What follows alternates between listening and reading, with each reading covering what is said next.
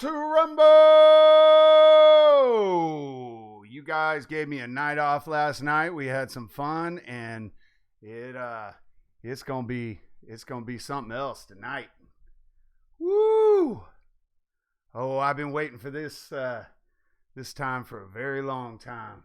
Very, very, very long time. So we're gonna wait until this guy gets, how do the kids say, turned up. And we are going to just let it all fly tonight. Woo!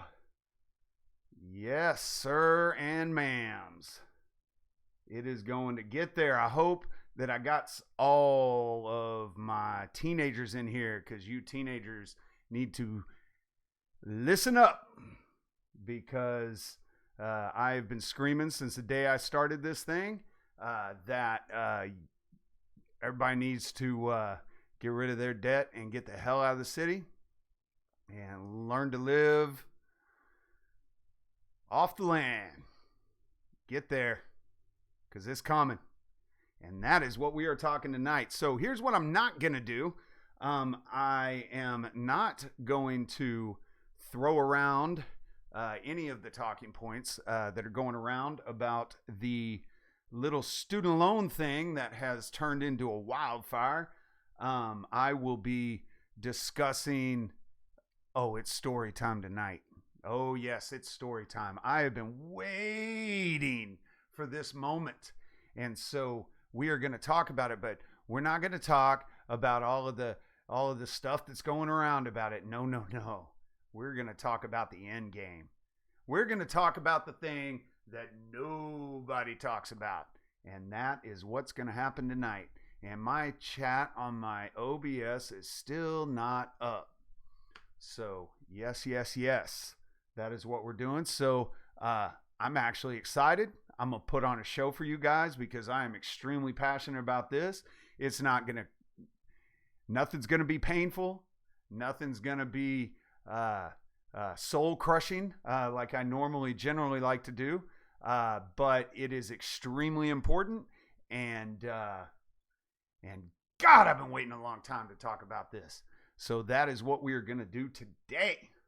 We are going to do it because that simple little narrative that's going around by all our little chicken hawk friends is such a BS strong man that it doesn't. Oh, wait. I'm going to equate them to SJWs. Get ready, because I'm coming out swinging tonight. Woo, I'm fired up. It is time, because there are certain things in this world that I have become an expert on through mistakes, and this topic right here is one of them. This is what I list as one of the biggest mistakes I have ever made in my entire life, and I've made a lot of them. So let's look at the chat before we start going. We got Sing Along. She was first. So she was in here. I apologize, Sing Along. I hate running into people, so usually I'm around that. Thursday night is one of those nights that everybody just kind of piles over each other. I know it's Wednesday, but Thursday night's usually the night I have to actually check with everybody. So the good news is that Pinder is going to have me on tomorrow. So it's going to be me and Pinder and his buddy. So you can rest assured that you will not see me until 9 o'clock tomorrow. Sing Along Bears. So yeah, it'll be me and Pinder and his buddy in his location. So I'll put his link in with all of the reference links that I put in my description today. So that way, if you're not used to watching Pinder, you'll be able to go over there. Let's see, what else have we got? That's sad that you would accuse me of that, Sing Along Bear. I don't know. Do I need to pull her up? Do I need to pull the reason I'm doing this up? I'll make you feel bad. Oh, I'm fiery tonight, Sing Along. Whew. I almost sang No Diggity on the front end of this, but then I just got too excited with my Let's Get Ready to Rumble thing that I put on Instagram. So I figured I would keep it all along. Sauce and Bears here. Inspector, hey, you can speak here, brother. I don't know what's wrong with Slap Weasel, why he can't find your name, but you were definitely silenced. And that's actually quite interesting to me, by the way. I'm sure you did some to deserve it. You're a jackass. Let's see. Rock and Roll AI bots here. We are gonna have no Instagram review today because this is gonna take everything up. And so Rock and Roll has been hitting it out of the park, and then he made this one meme that is just an abomination that is sent from the seventh rung of hell to capture all of our souls. So we'll highlight that one tomorrow. Let's see. Who else we got in here? I think I already said Saucin. Yeah, you don't get two. Tourette's Bear is here. How you doing, girl? And Mousy Bear, my man. Let's see. And we are going down. Oh, we got a major victory up in here. We've got Janine's up in here. She actually knows me.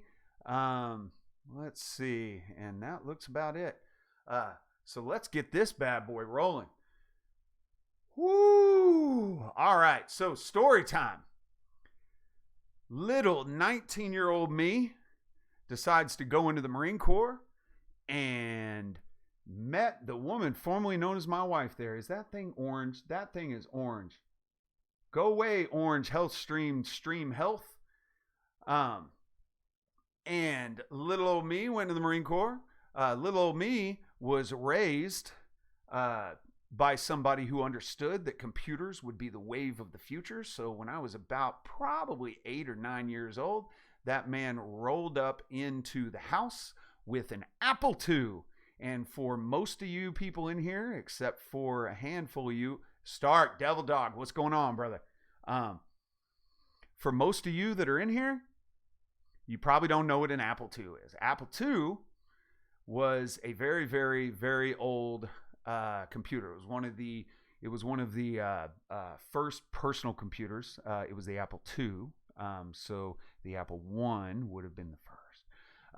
But it is what launched Apple into the next stratosphere. The Apple I was not that big of a deal. The Apple II started selling.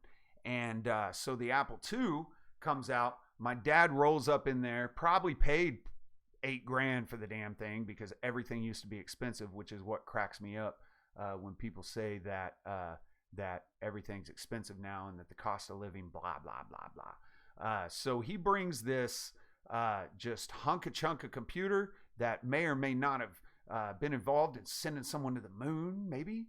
And he brings it in, and he took me and my brother in there, and he said, this is going, I'll never forget it. I can hear him say it right now, and I was young. And he said, this is going to be the future. So you guys need to learn it. And so that's what we did. We installed stuff on it. We would replace the drives for it. So I grew up with an IT background because my dad, when it came to business, when it came to technological strategy and mechanics and stuff, there's not many people in this world that are better than my dad. And so he knew what was going to happen going forward. And it had a 7.25 or 7.5, 7.25. It had a 7-inch floppy drive in it, and I'll be willing to bet that the vast majority of people in here have absolutely no clue what it is. I think in a box somewhere I still have a 7.25 inch floppy drive. The floppy drives are like this big. They were huge. They were 7 inches, and they held right around 100K. Actually, I think it might have been less than that. It was something like that. I don't know. It's been a while. But, hard drive needed to be replaced. Bloop, we'd do it. And so I learned at a very young age IT. And so I just knew, it was intrinsic to me at that point. You combine that with the analyst thing, and it made me very equipped to be able to start a career. So I went in the Marine Corps. I was supposed to go to the Marine Corps as a computer specialist. That's what I wanted. I think that he said he couldn't get me in because my ASVAB score was low, because about halfway through my ASVAB, I got bored and just started filling stuff in because that's what ADHD does. And I thought, oh, this is stupid. I don't want to do this anymore. Blip, blip, blip, blip, blip, blip, blip, because it was pre-Marine Corps and I was a little diva asshole. And so that's one for Calvin if he ends up hearing it. That's one, but there's probably going to be a couple of them tonight for effect, of course. And so we learned everything that, I mean, I had Load Runner, I had all of it, and we learned to put that together. And so I went in the Marine Corps, and so he said, hey, don't worry about it. You could just make a lap move once you get to the School of Infantry, right? And I think I've told this story before, so I won't bore you guys with it. But basically, anybody, especially Stark, is laughing his ass off right now because he knows damn good and well that you can't make a lap move. Once you're in, you're in at whatever MOS you signed up. Well, what he signed me up for was an 0311. An 0311 is a grunt. I shot shit. I blew shit up. That's where that came from. And if you ask me today, there is not a chance in hell that I would have changed that MOS. But when my drill instructors were making fun of me after we got to the last week of basically graduation week, I was the second group to run the Crucible, and so there's this, I think, 2-week time period after you run the Crucible where you're kind of technically Marine, but you're not technically a Marine. Like, you're technically a Marine, but you're still in boot camp. And so when they handed us our orders, mine was 0311, and I called the drill instructor, the senior drill instructor, over, and I said, sir, I was told that I can make a lap move. So who do I need to talk to when I get to School of Infantry?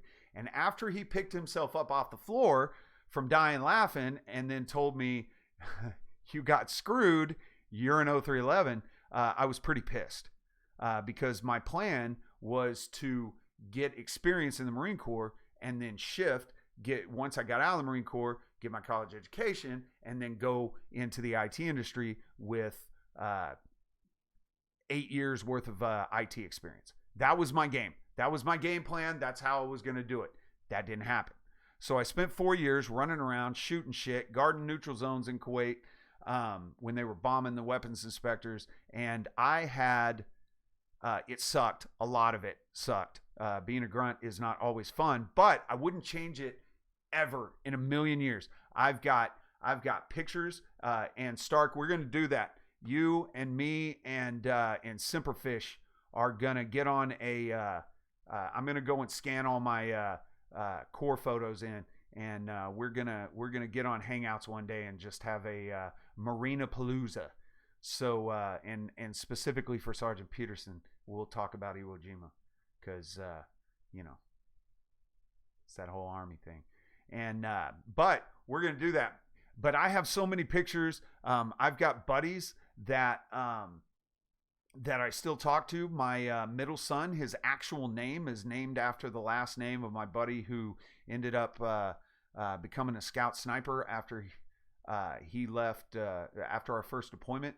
He went to scout sniper school, and he ended up guarding the coal after it got hit. So he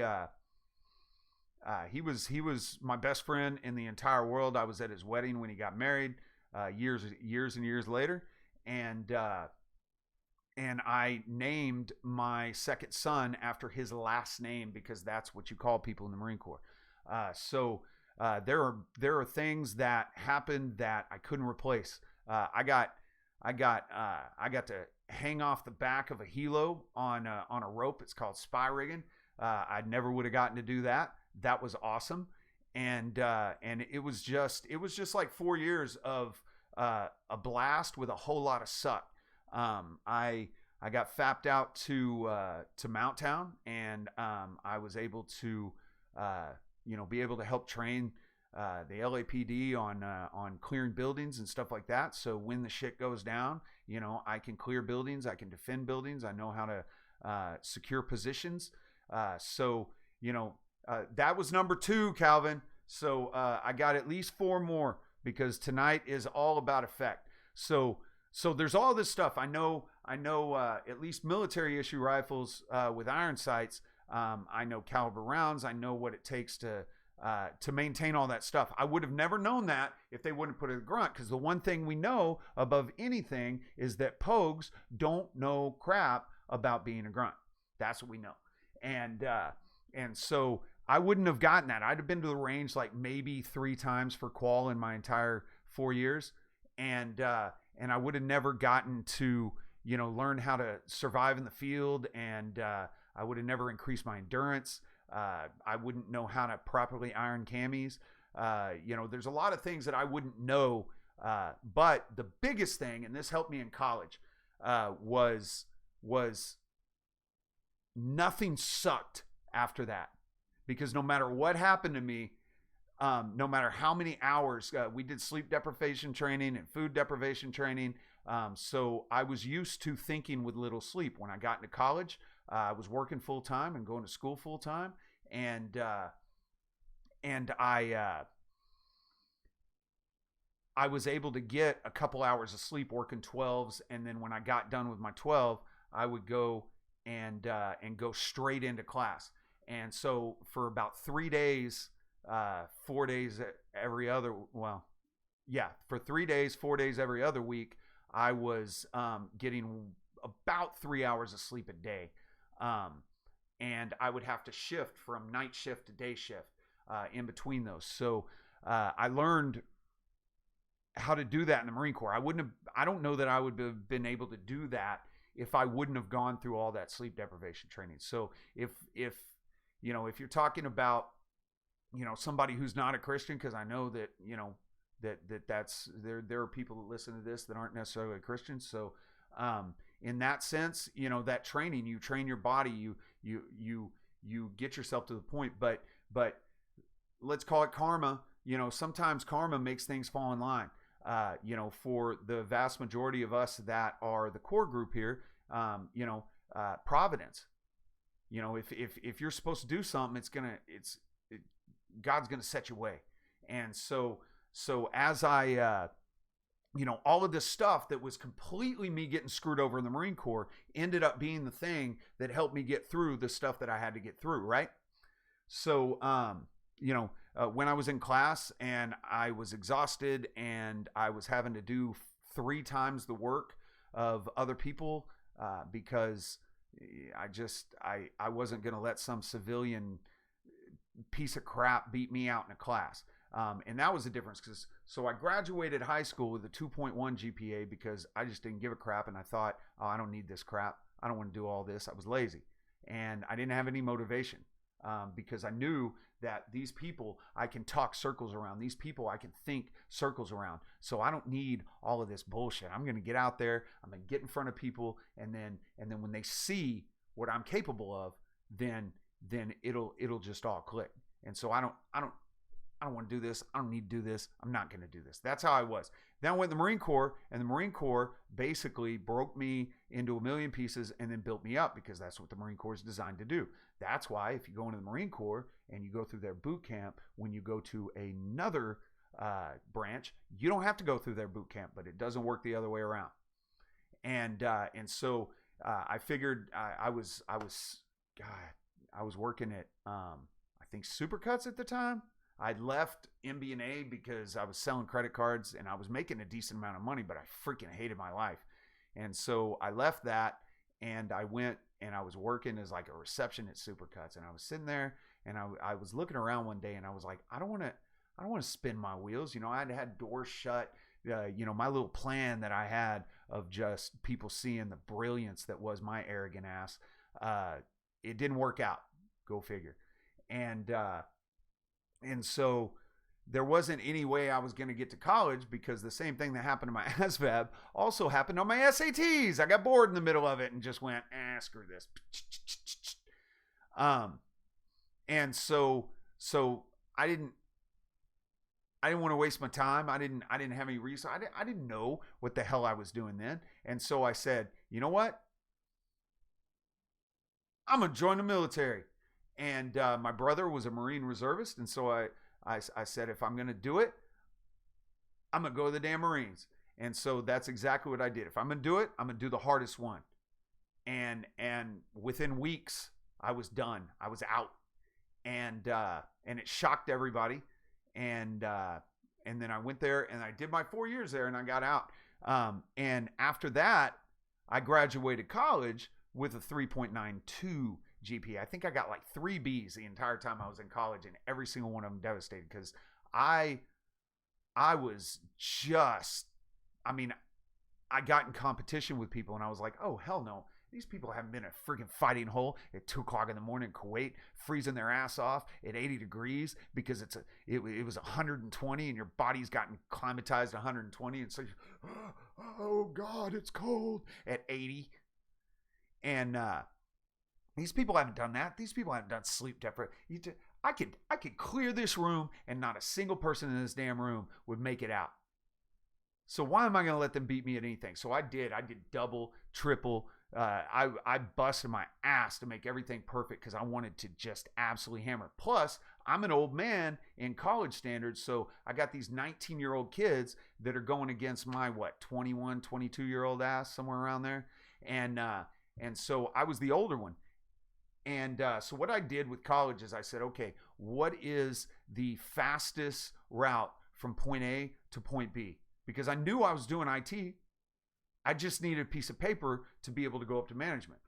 So I chose telecommunications, which since that doesn't exist anymore, it's now network and communications management.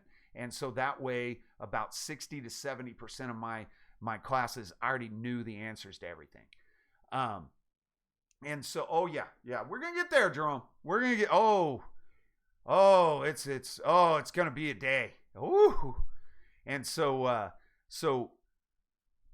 here I am in college. Well, how'd I get in that college? Well, hey, Uncle Sam, because my GI Bill pre 9/11 wasn't freaking paying for the damn thing. So they gave me virtually nothing. I think it was like 30 grand, and I spent that on living expenses and books. So I'm married with a kid. Semper Cub was like 1 year old when I graduated, or when I got out of the Marine Corps. And I went to college, and I worked full time, and I had a family, and I went to school full time, and I did it. It took me 5 years, but I did it. But in order to afford that, my little young ass went in and pulled out $60,000 in student loans. Whoa, $6,000, that's nothing. You're right. Because now it's way more.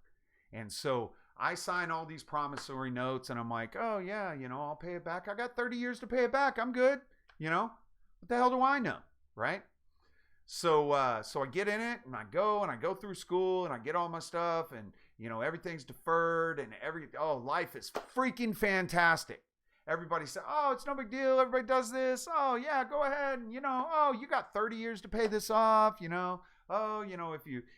you can't find, if you don't get a position that pays enough, we'll work with you. That's what I got, because the people, it wasn't the banks that were selling me on that crap. It was the school. And so I went, oh, no problem. And I signed, the first promissory, and then the second, and then every year I'm re-upping it, and it ended up equating to $60,000, right? So while I'm in here, I'm working in the industry. At the time, I worked for Kaiser Permanente, their help desk. I worked the night shift. It was awesome because it was like being a firefighter. So most of the time, for about 4 hours every night, I'd get maybe one support call. And so that gave me all of this time to do homework, because I wouldn't have had time to do homework any other way. So it all worked out perfectly, right? So I get, go to school. I get done, and I have my telecommunications degree.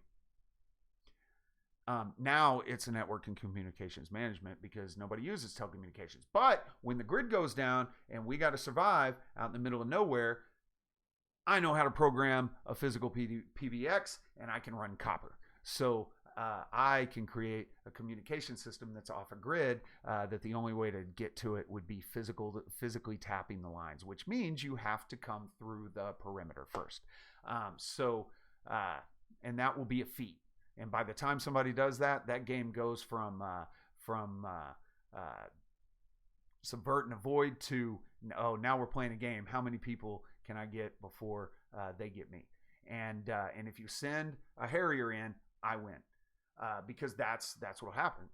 If the military targets you, yeah, you're not making it. So I don't care how good you are, and so that's where it started, right? So then I go from then we relocate to Texas for a little while. Bought my house, had this project manager job. Everything was fantastic. Except all my money was tied up in family and so on and so forth. And I wasn't making that much. I mean, I was doing all right for somebody who just got out of college because I had all that history. But I get in there, I'm making, a little bit more than I was before, but I'm going to work through this. I got this project management job. I'm client services director. I'm going to do it. This is awesome. And so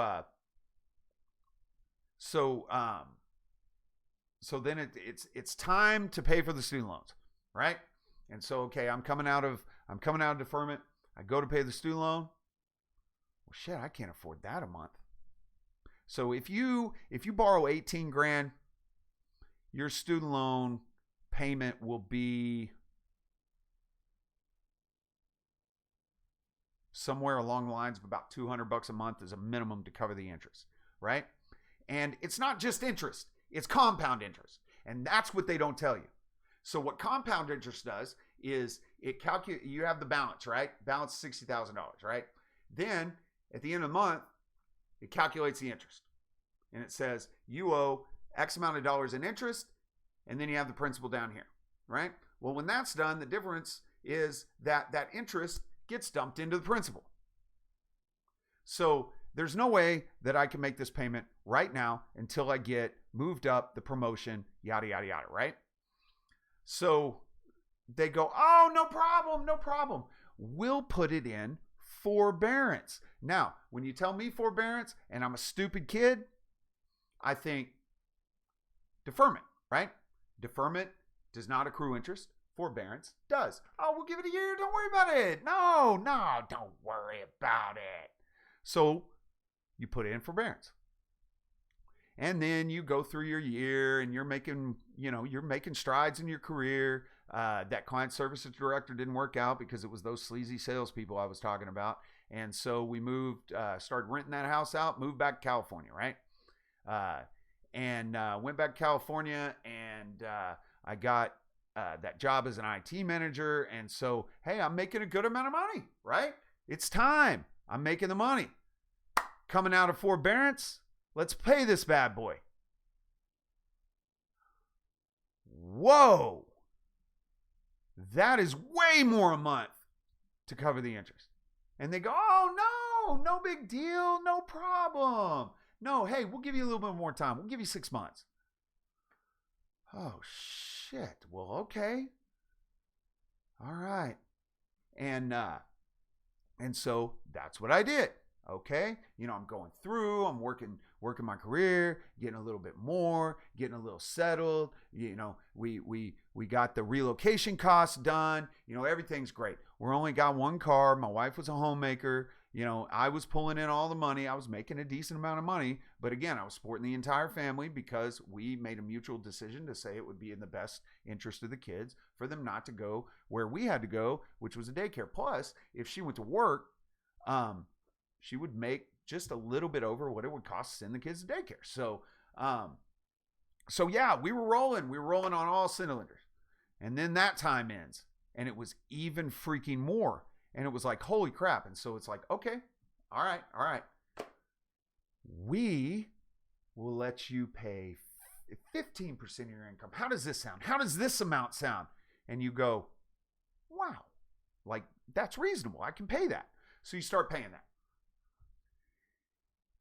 And then you get a little bit more, and then you call them, and now it's ridiculous. Well, let's fast forward years and years and years. You get to the point where, okay, maybe I can start paying the full amount now. I want to start that 30-year clock. I want to get rid of this. And then you go to look at it, and now it's like $800 a month. And I'm like, son of a, because that little nice, easy 15% payment didn't cover the interest. And the interest just kept accruing. Nobody cared. No big deal. Nobody stopped to say, hey, because why would they? Why would they when you can have a debt slave that'll give you 15% of their income for the rest of your life? We're getting there, because now I'm at the top of my game.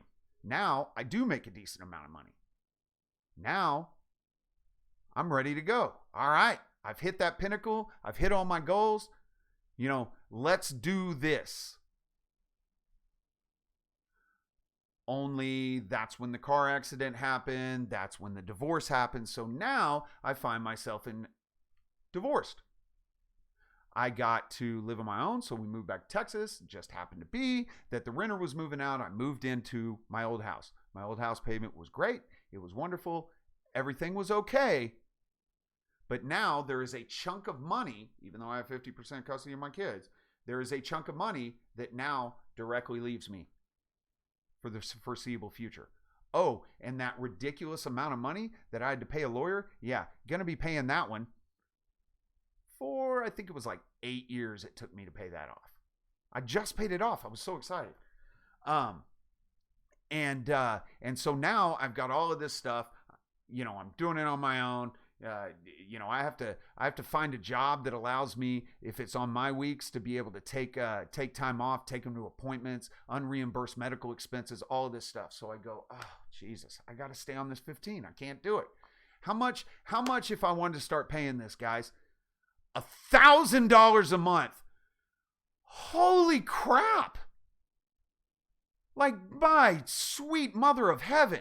Like, okay, I mean, I could afford that if I didn't have the child support and the lawyer's bills. But even then, it would have been difficult. How long would I have to pay that $1,000 a month? 30 years. How much is this loan? Oh, it's $100,000. Just sweet mother of heaven. That was, 7-8 years after the fact?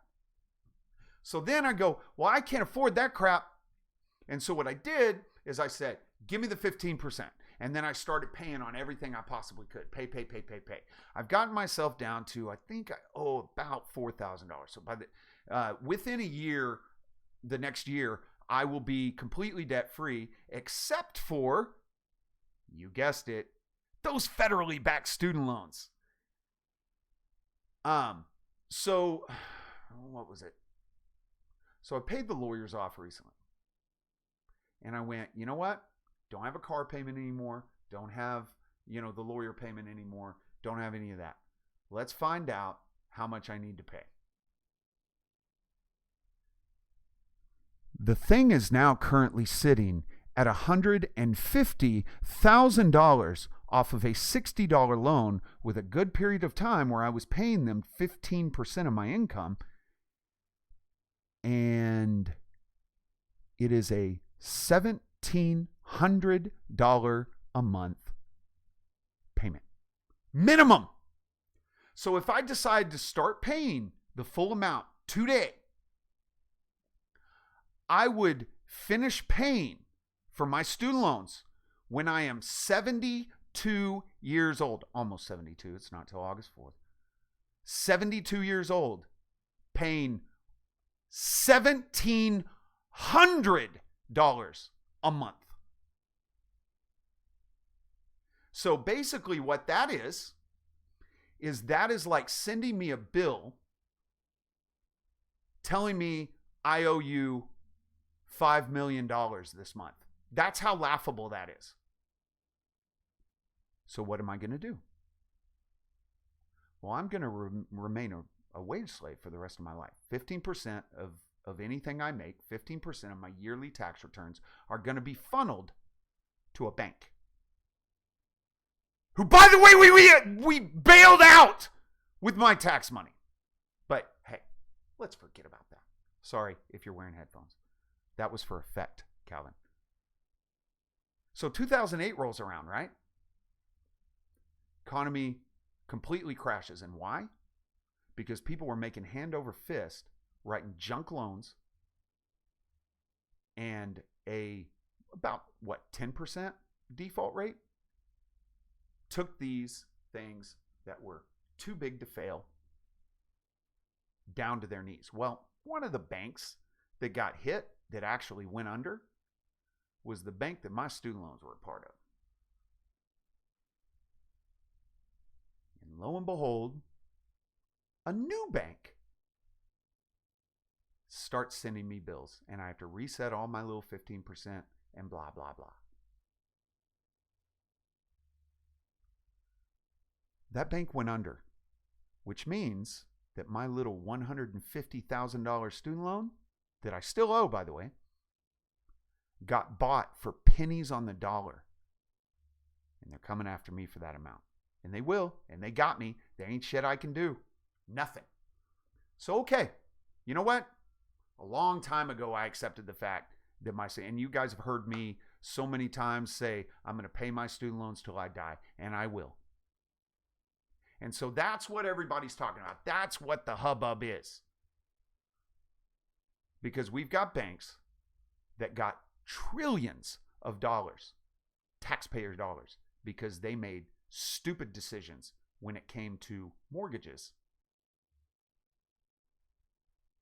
that are now coming after people who owe them, who they got the money from. Now, if you want a good example biblically, go to Matthew 18. See what Jesus said about that person. It was a parable.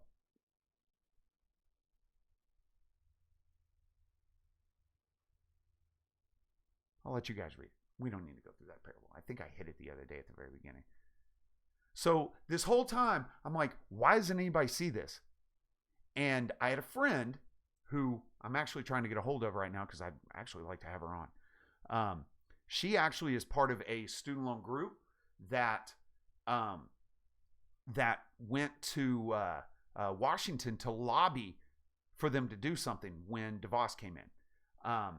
And basically they went up, they gave all the data, they showed all the information, they showed all of the people. By the way, if you want to know the number, right now, people who are either defaulted or have defaulted or in danger of defaulting, just the people struggling when it comes to default, 44 million people are struggling the same way that I have over the life of this loan. I have no idea what you're talking about, Slapweasel, but I will when I read through this thing. So, but that's not the problem. That's not the problem. Oh, we're getting to the good stuff because this is what everybody's talking. Oh, compound interest. Oh, you've got one side that's saying, you shouldn't have to pay for school and you shouldn't have to pay for college and let's wipe that out. And then you've got the other side, these guys over here. Hey guys, hey, you should pay your debts. Pay your debts. And the people who talk to me about that, like, I don't know, let's say Devin Stack, who I love to death, by the way, but that little thing was so arrogant, and it was before he even said he didn't ever deal with student loans. I knew he didn't, because nobody would say some of the things he'd say if he went through it. So great. I had a joke that I used for a long time. If I ever won the lottery, it might cover the interest on my student loans. It's that much of a joke to me. So 15%. And by the way, that's by design. That's called wage slavery. And I used to say that to people too. The slave owners, they never went away. They just figured out how to do it without whips and chains. And it's true. Because if anywhere I go, they'll garnish it. They'll pull it out of my tax returns. They'll do whatever they need to get the money. So I will never be able to get away. I will never get away from this. Unless I win the lottery or something stupid like that, right? This channel, when it blows up, it's going to be a nonprofit. It's going to be completely outside of me when I monetize this thing. It is going to be set aside. I will have a foundation name. They're not going to be able to touch this because this is about my spirit animal. This is not about paying anything off. This is not about I make plenty of money. And I've resigned. Hey, 15% of my income, no big deal. But here's the question. What happens when I retire? 15% of my income. Now, where I work happens to have an amazing retirement plan. So I'm not so much worried about me because I'll have 75% of my income. I will have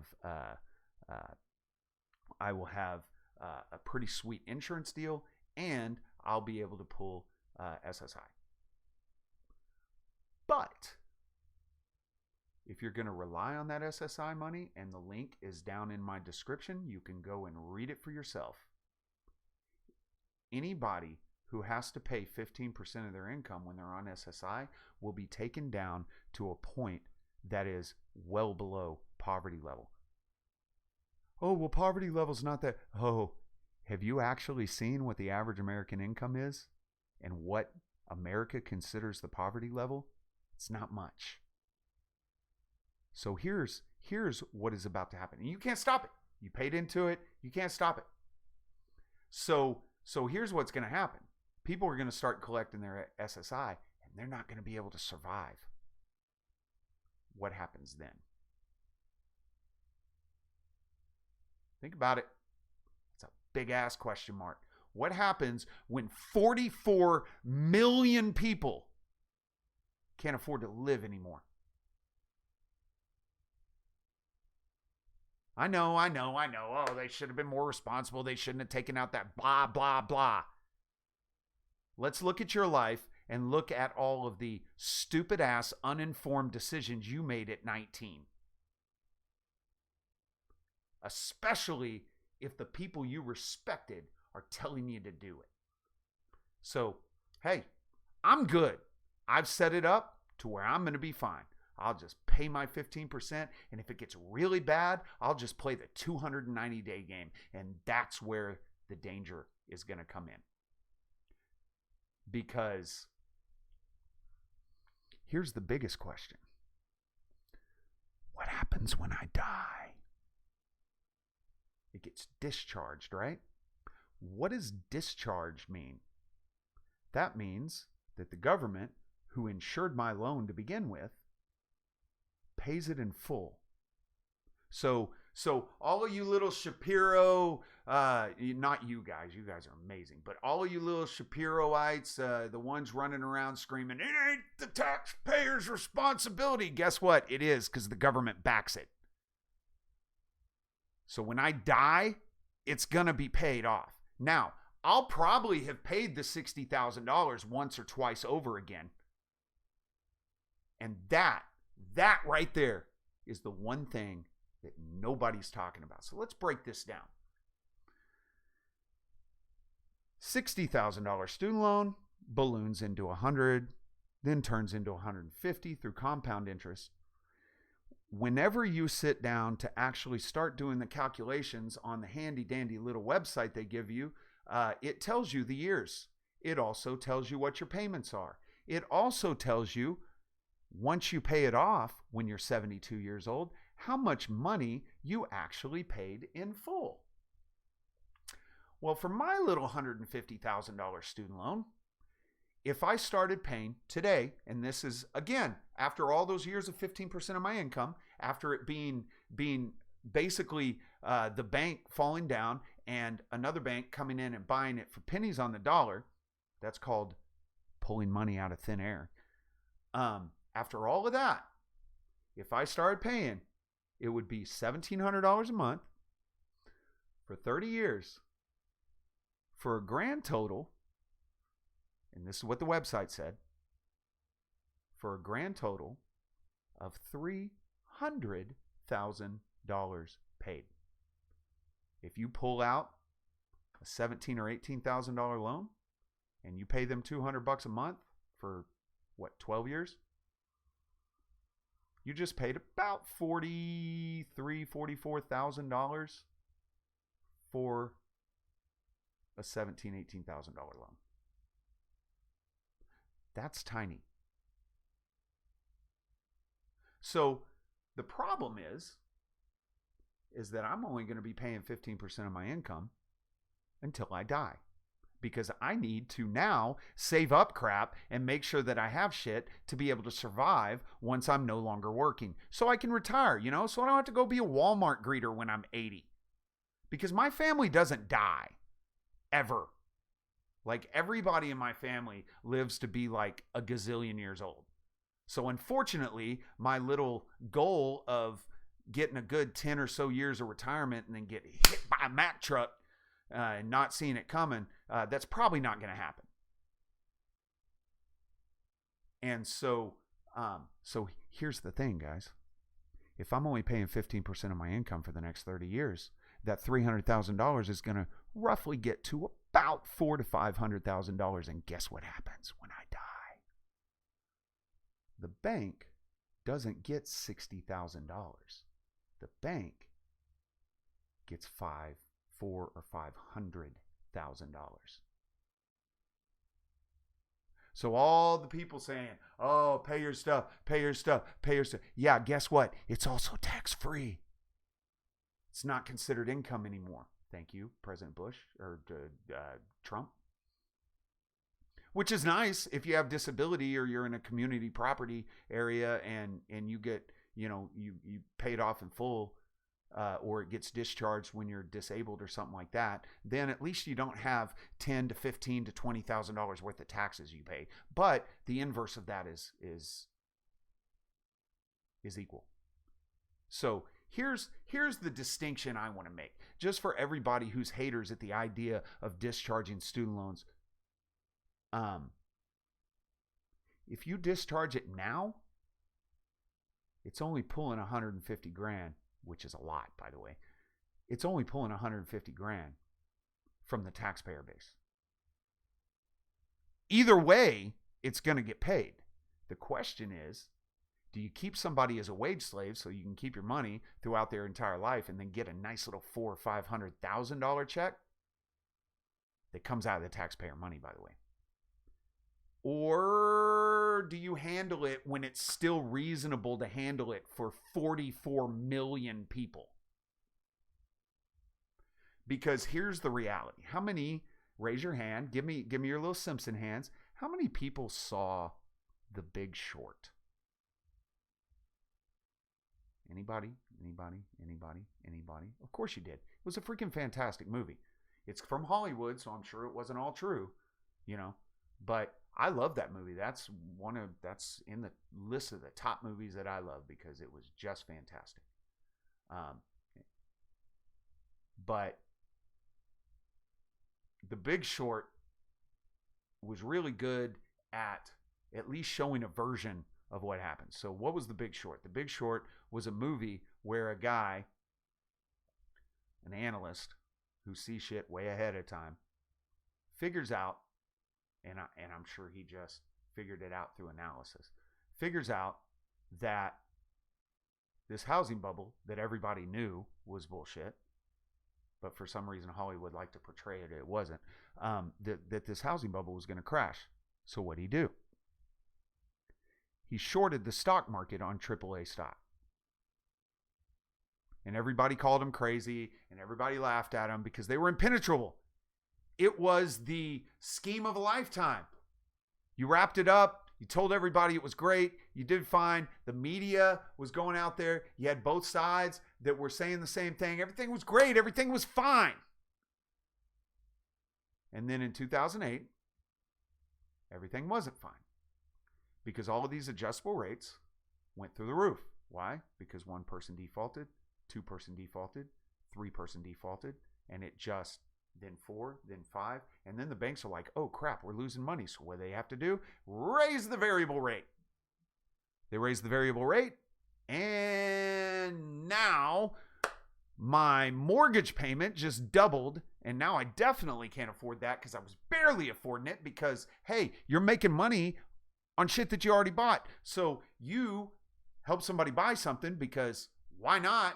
And then you just rake in the dough over time, right? And so everybody's like, oh yeah, free credit. Here you go. Here, have some credit cards. Here, have a car. Here, do this. Because that's the beautiful thing. In a car, if you default it, we'll repo it, and then we'll sell it to somebody else, and we'll come after you for the balance. Yay! And then once a judge orders it, you'll go to jail if you don't pay it, or we'll garnish your wages. Yay! So hey, yeah, have it. We prefer you to default on it. And then these people were barely eking by because of that $30 payment a month and that $50. You remember Aaron's? I do. I thought it was insane. It was like 25, 26, 27%. I'm like, why would you pay 3 times the amount of money for just save? And so... and that was for the people who couldn't get credit cards. And so everybody's just living, oh, hey, let's do this. And so they have very little wiggle room. And for a long time, I had very little wiggle room. And nobody cared about whether, in fact, they would tell young kids, here, I was told this when I was a kid. My Semper cub was told this. And I said, that's full of crap. If you do that, I will feed you your esophagus and I love you. You got to get a credit card. You got to keep a revolving balance. You got to build your credit. You got to build your credit. Oh no, I watched Black Mirror. Oh, they're going to create a social score and it's going to entrap everybody. Guess what? It's called your credit score. It doesn't matter. It's worthless. It's irrelevant if you pay cash for everything. Do you know how awesome it is to have a lot of money every month left over? Because when $800 a month materialized, when I no longer had a car payment and had to hold full coverage insurance on my truck, or well, my Mustang, that $800 just materializes out of nowhere. It's awesome. You have wiggle room. But nobody ever told anybody that. Nobody ever preached that. Some people did. I mean, you've got what's his face? What's that guy's name? Oh, the beautiful Jessica is here. But everybody push it. Oh, you got to establish credit. You got to keep credit. Revolving credit, revolving credit, revolving credit, revolving credit. And what are you doing? You're jacking 19-year-old kids who don't have the experience and don't have the wisdom to handle something like that. And yeah, they may be cool, like Semper Bear or Semper Cub. He'd probably do really well until that emergency comes. And then all of a sudden that emergency comes and you have to use that money, right? It's very easy. It's right there. Just use it. It's an emergency. Well, is it an emergency? Do you really need to do that right now? Is it an emergency? Is there any other way? But it's so easy to just grab that card and run it. And then once you get into the habit of grabbing that card and running it, then it just builds from there. Then it's, oh, I don't like my car. Or, oh, I need to replace my tires. But it'll just be easier because the car dealership will be like, hey, no problem. We'll take it in. Oh, don't worry about the fact that you're upside down on it by $5,000 or $10,000. We'll just roll that into the next one. And roll it in the next one. And roll it. Oh, it's so easy. Oh, no big deal. Oh, it's just an extra $30 a month for this upgrade. And so sales is hitting boom, boom, boom. That's how people get into it. And why? Because they want you sucked in there. I haven't had a credit card in like almost 7 years. And I've never run into a situation where I couldn't work it. My lawyer stuff was interest free. I did it through the lawyers.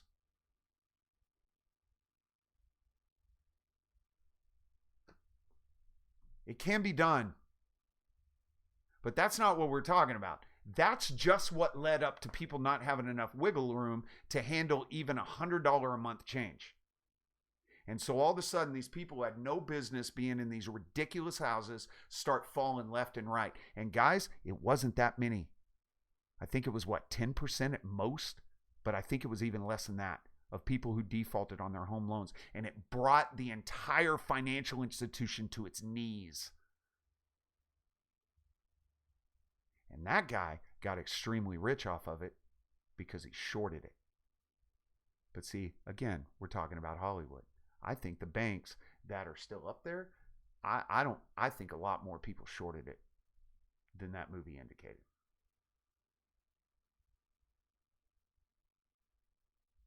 So now here we are.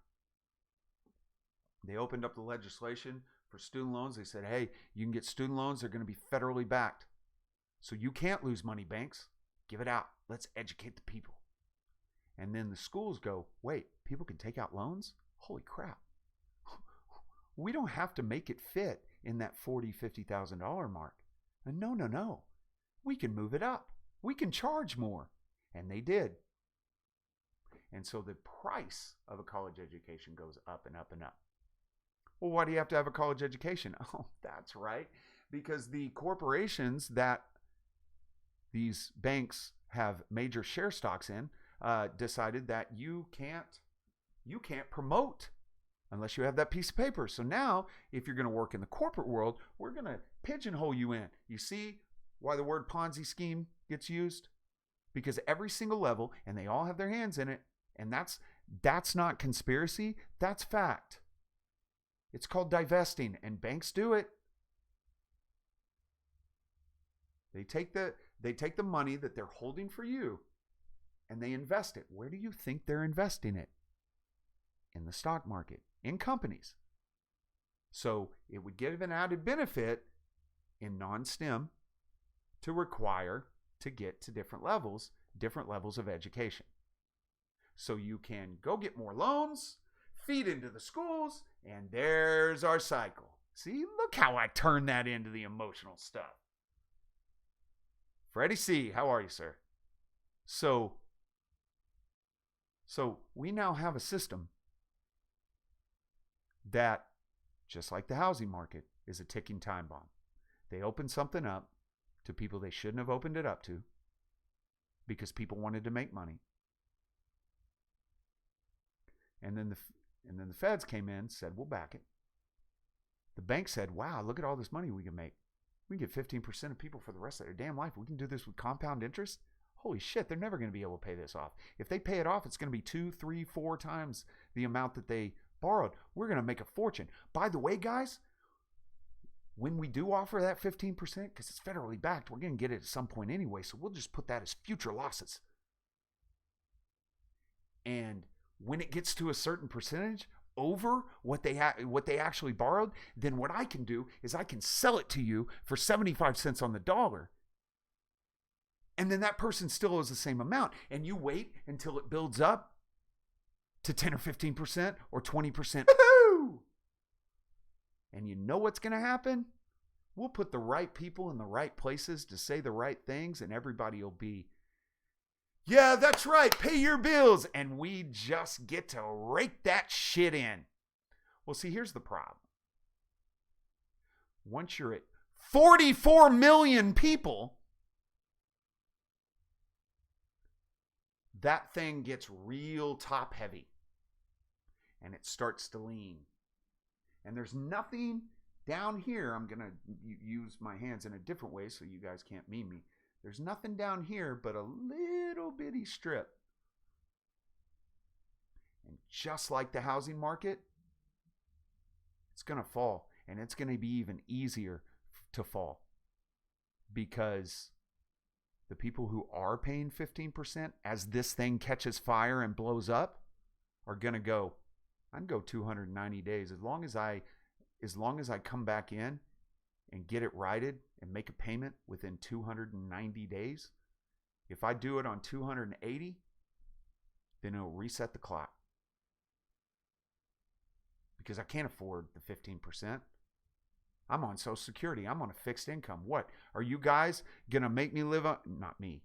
But are you guys going to make people who are not as, well prepared as my father made me? Are you going to put those? How the hell did I go to 8 viewers? Oh. Are you going to make those people live on the street? Are you going to put them all in jail? What are you going to do? Because if it's one person, you can put that person in jail and nobody will care. If it's 100 people, you can put them in jail and nobody will care. If it's 1,000 people, you can put them in jail, nobody will care. But what happens when it's 10% of 44 million people?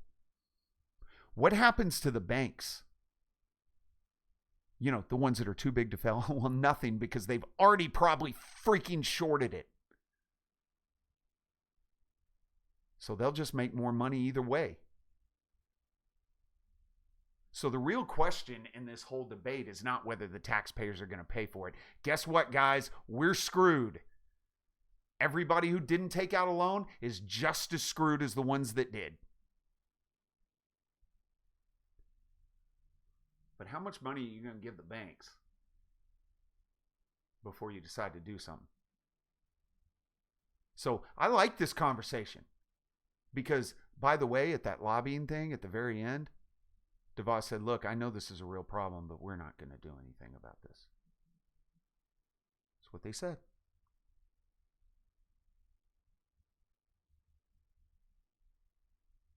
Why? Because too many people are making money. So don't worry about me. I'll be fine. I'm gonna give them 15% of my income for the rest of my life. I'll be okay. I've got a family. I've got kids. My kids are amazing. Semper Cub is not going to have any student loan debt. Semper Cub is not going to have any debt at all. So he's going to learn to live off the land. He's going to own his own stuff. But hey, guess what? You remember how I'm always telling you that I have this hair, or you're just lying to yourself, because it's going down. This is going to make the housing crisis look ridiculous. And I want you guys, go down in there and look at these links. Look at the information in these links. These 44 million people, the boomers are done.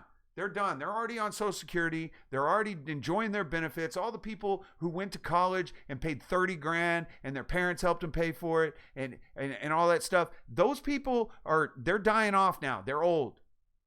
They're at the end game. They've got houses and cars and all of that happy stuff, you know? And that's how they made it. They made it off of the credit. They made it off of an economy that they inflated. But that's not going to exist for Gen X. Gen X is the first generation that started taking out student loans. So when my generation gets into SSI, how many people, because, you know, businesses used to be loyal when the boomers worked for them, but they're not anymore. Everything's at will. So you don't have gold watches anymore. You don't have any of that. Everybody's disposable. So I got lucky. I work for a nonprofit, and that nonprofit happens to, you know, have a very good retirement plan, and I'm fully vested because I've been there for a long time by choice. So we don't have a problem. I don't. But I'm not normal. I'm not average. The average person is not going as hard as they can at their debt. The average person is increasing their debt. The average person makes anywhere between $30,000 and $40,000 a year is the median income. If the last time I checked it, I think it was like $36,000 a year is the median income. Most people are incredibly stupid when it comes to credit, Jessica, so don't feel bad. You're amazing. You know that. And so these people are increasing, but they're not going to have, the vast majority of that 44 million is not going to have a retirement plan like that. The vast majority aren't going to, they're not going to have something at the end. So what are you going to do? You going to let them die? You going to let them die off? How's that going to look? Think that's going to work? We can't even have the banks running the funding for the healthcare so they could charge us 10 times it. Let's talk about my spine surgery real quick. My spine surgery, I have 4 pet screws in my back.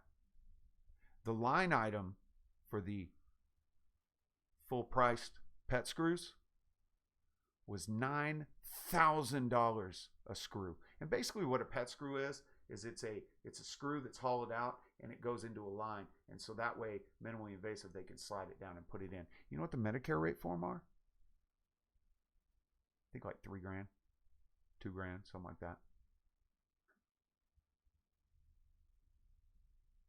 If I'm paying full price, I have $40,000 worth of screws in my spine. Just the screws. 36. $36,000 worth of screws in my spine from 4 screws. So we can't even have people who overprice the medical care because you're insured. We can't even have that without people screaming about how everybody's dying. Not a big fan of it, but whatever. But you can't. That's what we hear. Oh, people are dying in the streets. What happens when 44 million people, minus the people who aren't in that situation, but let's be conservative. 22 million people are below the poverty line. What's going to happen? And what's going to happen when people get to the point where they say, I can't do this, and they put it off and put it off and put it off until either default or right before default? A couple thousand, no big deal. But what happens when 10 million people do that? Because the $44 million aren't people who own student loans. The 44 million people are people who are in danger of defaulting or who have defaulted. Right now, everybody's living high because they can just start the 15%. But this conversation, this thing that started a couple weeks ago where everybody actually started talking about it and wasn't just crazy Bernie running around screaming about it. Now normal people are getting into it. And guess what? The fastest growing conservative podcast, You can't stop this fire. You can't stand there and pour your water on it because now people are getting a hold of it. And see, here's the crazy thing. We've watched it happen. In the lifetime of every single person who's listening to my voice right now, this collapse has happened, and it started the same way and it ended the same way. Well, it hasn't ended yet, but it started the same way, progressed the same way, raised the same way. Everybody who made money off the housing crisis is making money here. We've already bailed these people out once. And the entire total political system is just going, nah, no big deal, la, la, la, la, la, I don't hear it. Pay your debts, not a big deal. We can't do this. We can't fix it. Nothing to see here, people. So what? So you can look around one day when the economy's shit because everybody defaulted and we have to bail their asses out again? Come on, guys. Come on, Devin, you're smarter than that. Because again, make no mistake, this right here is because things are about to get real shitty. And I have children, and I love those children, and I have people I love, and I love those people, and I don't want that. By the way, if you're in the city, you're screwed because it's going to be chaos when the shit hits the fan, and it's gonna. But as arrogant as everybody was when people started sounding the alarm in 2008, watch. Go on Twitter. Look at Shapiro. Which, by the way, he's an Orthodox Jew. Orthodox Jews, the good ones, have the Pentateuch memorized. That's the first 5 books in the Bible. Well, the 5th book is Leviticus. And Leviticus is very clear on debt forgiveness and what it does if you don't. So how the hell is Ben Shapiro, knowing what he believes in the Bible, how the hell is Ben Shapiro standing up there and he's not even disputing it. He's laughing at it. And Crenshaw hurts because Crenshaw was in the Navy.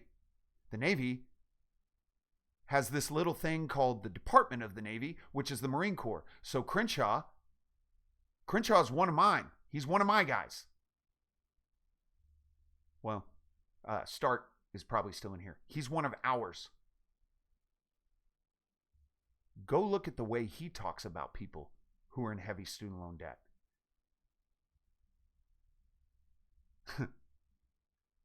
And so everybody who managed to create the fastest growing conservative talk show in the country, yeah, you're fine, dude. But what percentage of the population is able to get the kind of exposure and billion-dollar backing? By the way, those, from what I understand, those people are the ones that hold the notes on all the student loans.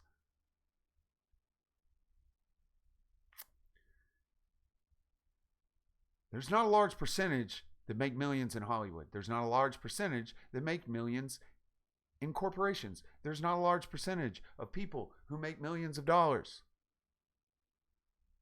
And those people, they're fine with the compound interest. No big deal. It doesn't matter. The people who didn't take out student loans, and I swear to God, one of you teenagers, if I find out you took out a student loan, I will come at you with all of my fury. I will say, hey, let's hang out. And then, just like Semper Cub, because I love you guys, I will feed you your esophagus and then tell you I love you once you wake back up. Do not. Guys, I'm well off. I make a decent amount of money. I don't make an incredible amount of money, but I make enough money to support my family and be comfortable and not be wanting for things. Do not have this massive anvil hanging over your head, because here's the thing. The first stopgap is to start changing the laws on repayment, because they're not going to screw the banks. They're going to screw the people with the loans, and all your Ben Shapiros and all of your freaking, what's his face?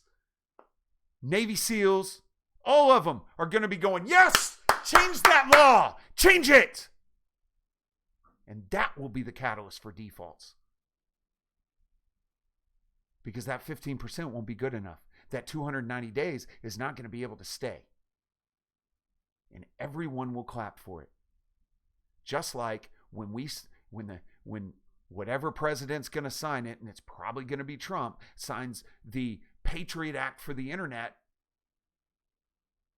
because all of this stuff is going, we need to control. We need government regulation. He's going to get that signed in. They're going to get their hands on the last piece of even remotely free information we have. And everybody's going to be, yes, stick it to Google. Stick it to YouTube. Just like everybody did with the Patriot Act. Stick it to those terrorists. Yes. And we gave up the biggest chunk of freedom we've ever given up. And they've never given it back. And spoiler alert, they're not gonna. So what can you do? Can you forgive her? Can you just get rid of it now? Well, it depends on what you believe about the 22 gazillion quadrillion dollars that we're in debt as a country. It depends on whether you even see that as something legitimate.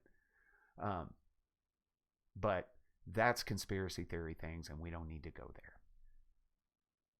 So let's assume that we have all that debt. Let's assume that we're not giving multiple billions and billions of dollars to different countries at random times. Let's assume we didn't shovel over about $3 trillion to banks that were failing because they were dumbasses. Let's just assume all that. How do we fix something like this? Because that's the big question. What do we do? What do we do, huh? Well, let me tell you what I would be willing to do. You can trash my credit to a point where I can't ever get credit ever again. I'm good with that. I don't mind. I'm never using credit again anyway. So, and I haven't in almost a decade. So, yeah, trash my credit. That's fine. But maybe that's not enough, because then the 80% of people will see, wow, these people have trash credit and they're all right. So let me give you another one. I'll get my diploma and hand it back to you.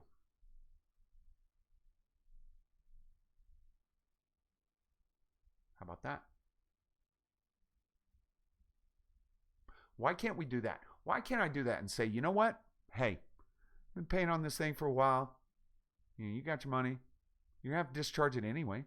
Let me give you my diploma back. Then it'll be like a bankruptcy. I'm good with that. But they're not going to be good with that. A, because this is about money. And B, because if I give my diploma back, guess what? I'm still going to be employable. Because everybody's going to turn around and see that little piece of paper you have is shit. It's crap. That's number 4. That's my last one, Calvin. So yeah, I'll give you my diploma back. You can even call my employer and tell them I no longer have a bachelor's degree. I'm okay with that too. Because my department, I'm needed there. And if I'm not, I'll go somewhere else. If I'm not, I'll move out where Semper is. Because guess what? You remove that $150,000 of me, I've got $4,000 to $5,000 that I owe. Everything else of mine is paid off. The only thing that stops me from just saying, you know what, I'm gonna go and I'm gonna grab a tent and I'm gonna go, because guess what? In 2 years, all I have is the little guys. But outside of them, it's just me, and I don't have 50% of my little guys. So I just go out, find somewhere, drop tent, boom, done. And I'm okay with that. In fact, I would probably love that. And then I could go be a Walmart greeter. And guess what? I'd probably be able to live off of it because I wouldn't have to give 15% of my income away. But they're not going to do that, because what that would do is that would absolutely shatter this little diploma game that we have going on. That was created after the 1950s. Go figure. Because prior to the 1950s, what was the narrative? Oh, my son is the first person to ever go to college. It's because people understood that experience was what mattered. Because companies and businesses outside of your STEMs, you didn't have to have an education to get to management. You just had to be really freaking good at what you do. If you prove that people can survive and still be employable without that little piece of paper in a position that used to require a piece of paper, then nobody needs to go. We go back to apprentices, which, by the way, is what Semper's doing. Because now, my generation and millennials are now having kids that are turning 18. And these millennials are saying, my kid is not going to college, and I'm proud of that. It's reversing. And if they take that paper away, if they show how insignificant that piece of paper is, the whole system will crash. So what do? Just what we did with the housing. La la la la la la la la la. We don't see, except you don't have that excuse anymore because we've already seen it in 2008. So, Mr. Ben Shapiro, Mr. Crenshaw, all you people who are sitting there screaming up and down of trying to make it to where this thing keeps going. Look, I get it, Shapiro. You're backed by the people who own all these notes. I get it. I understand. You couldn't say it if you wanted to. You don't, but you couldn't say it if you wanted to. So get on there, get on your Twitter with your little smug, little, oh yeah, really? So I should just stop paying my car payment? What are you, an SJW? That's the loan argument equivalent of rape and incest when it comes to abortion. Nobody's saying forgive all of the other stuff. Guess what? There's bankruptcies. They screwed the little guy on that, so it's almost impossible to declare bankruptcy anymore. That was a fun day when I read those articles. If you make about $44,000 or more, and you're not, divested into a million companies and shifting your stuff under multiple shells and moving it all around so people can't see. So unless you're a multimillionaire or you make less than $44,000 a year, it's damn near impossible to get a bankruptcy. Ha! That legislation was signed in like 5 or 6 years ago. And nobody even bothered to report on it. I wonder why. Well, only losers get bankruptcies. Yeah, our president's had several of them.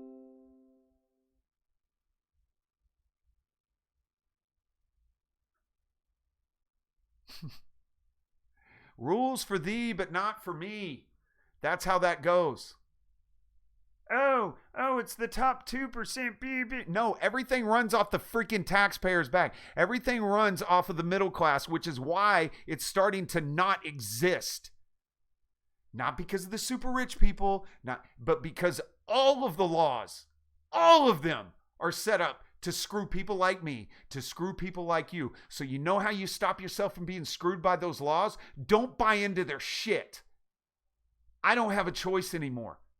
I'm going to die paying my student loans. And I'm okay with that. But that's why I said, listen up, teenagers, at the beginning of this. Because I'm smart. I'm responsible. I have amazing kids that I've done a damn good job of raising. I get on this thing and I spew truth and I spew wisdom to you guys every single day. And you guys come back in the comments and say, look, I took what you did and I applied it and it changed this. And oh, thank you for telling me this. And this really helped my relationship. And I'm sitting with $150,000 worth of student loans just hanging there up above my head. Just At any time, Congress can reach up, or an executive order can reach up and go snip, and that anvil falls on my head. Do you know what that feels like? Do you know what it feels like to know that you have busted your ass for the last 6, 7, 8 years, getting rid of everything you owe, so when you retire, you don't have a bunch of freaking credit hanging over you?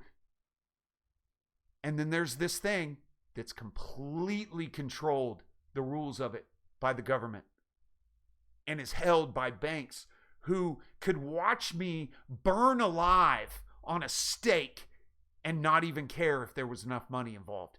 And this thing is swinging over my head. Are they going to cut it this month? Oh, we got a new president. Is he going to cut it? Oh, they're talking about, oh no.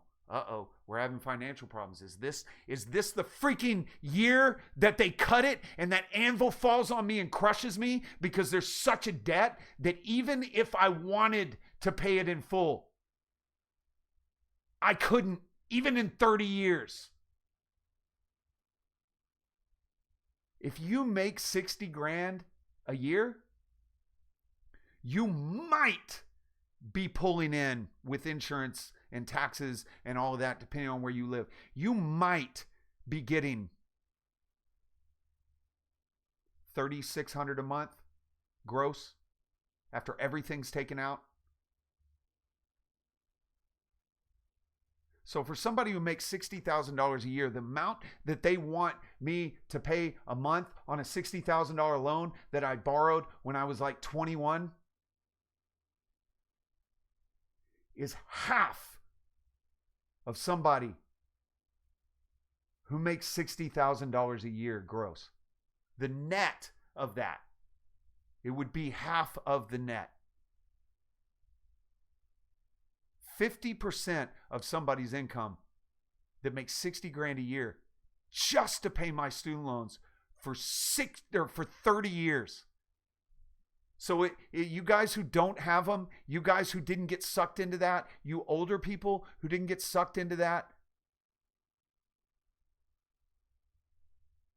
I'm super stoked for you. I'm so good. And I mean that from the bottom of my heart, because this thing is a ticking time bomb, and it'll probably never go off. That's what I've always told myself. Nobody's going to cut the strings. I mean, my God.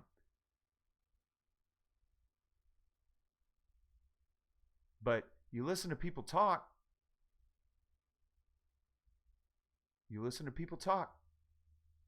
And they talk like there's just a bunch of irresponsible people out there that took out student loans and didn't pay it back. What do you think the economy is going to look like when these people who actually have worthless degrees that are working at Starbucks because they can't get a job, or they got a master's degree and somebody's offering them $25,000 or $30,000 a year, and they got student loans that in the onset, in the beginning, make mine mine would make theirs look like mine does now.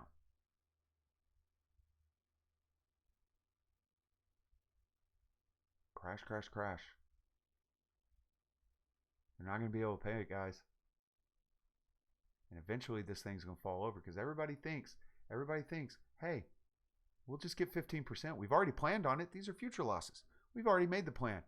So they have to pay their 15% until the Gen Xers start dying off. And then what?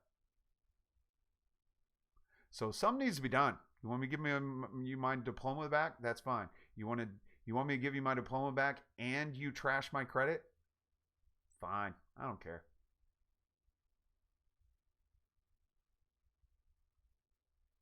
Something's got to be done, because they ain't going to last forever. And the banks aren't going to hurt by, the individuals in the banks aren't going to get hurt by it. You ready to bail out the banks again? Oh, no, that was a one-time deal. Right, it was. Sure it was.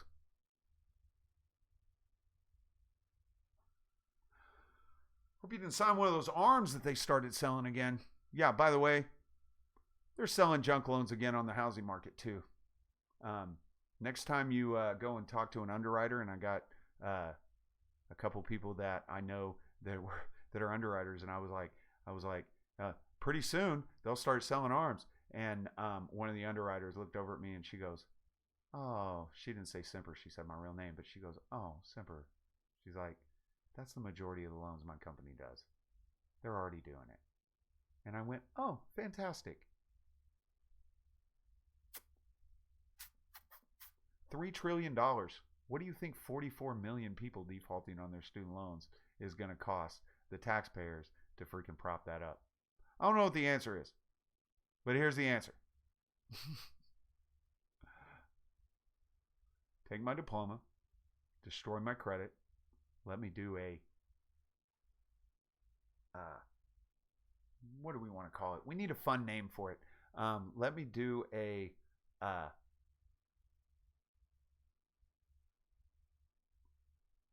an early discharge. How about that? That's always good. That's always a bad thing in the military. An early discharge. So let me sign up for that good old early discharge, and you can destroy, because that anvil will no longer be hanging over my head. It won't. You think any of Shapiro's kids are going to sign a student loan, a promissory note? They won't. It's real easy to stand up there and pummel on people. But see, I'm not at the top, but I'm not at the bottom either. So it's an interesting view, an analyst perspective from the middle, because I don't have a dog in either of those fights. I won't rely on just Social Security. I won't have to. And if something were to happen to my retirement, I have amazing, incredible kids who would jump at the chance for me to come in there. So that's how we get it to the other side of the kids. Young people, do not take out student loans under any circumstances. When the guy is standing out there going, "Oh, just try it here, it's no big deal." Yeah, don't open that box. Don't eat that fruit. And go and have kids and raise those kids to be strong, independent people. You go and apprentice with someone, become a master mechanic or some other thing, and then you apprentice your own children. And then guess what? When you get old, we're back in the 1950s, where when you got old, you lived with your kids, which is how it's supposed to be. Society's never going to be like that again, so make sure you are. Because I have a solid relationship with my kids, and that's why I'm on this stream all the time talking about how to be a badass dad. Be a badass dad. Be a great dad, because you're gonna and moms too. I don't want to discount the moms. But be awesome. Be badass dad. And then all of a sudden, one of you has dementia, and the other person the other person needs help too, and then you have a kid like Major Victory. And that kid says, "Mom, Dad, come on, I'll take care of you." That's the selfish reason I'm a badass dad.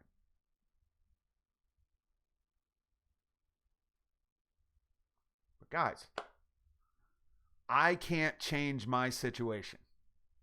I've changed everything I possibly can about my situation. I can't change that, but you can. And that's what this is about.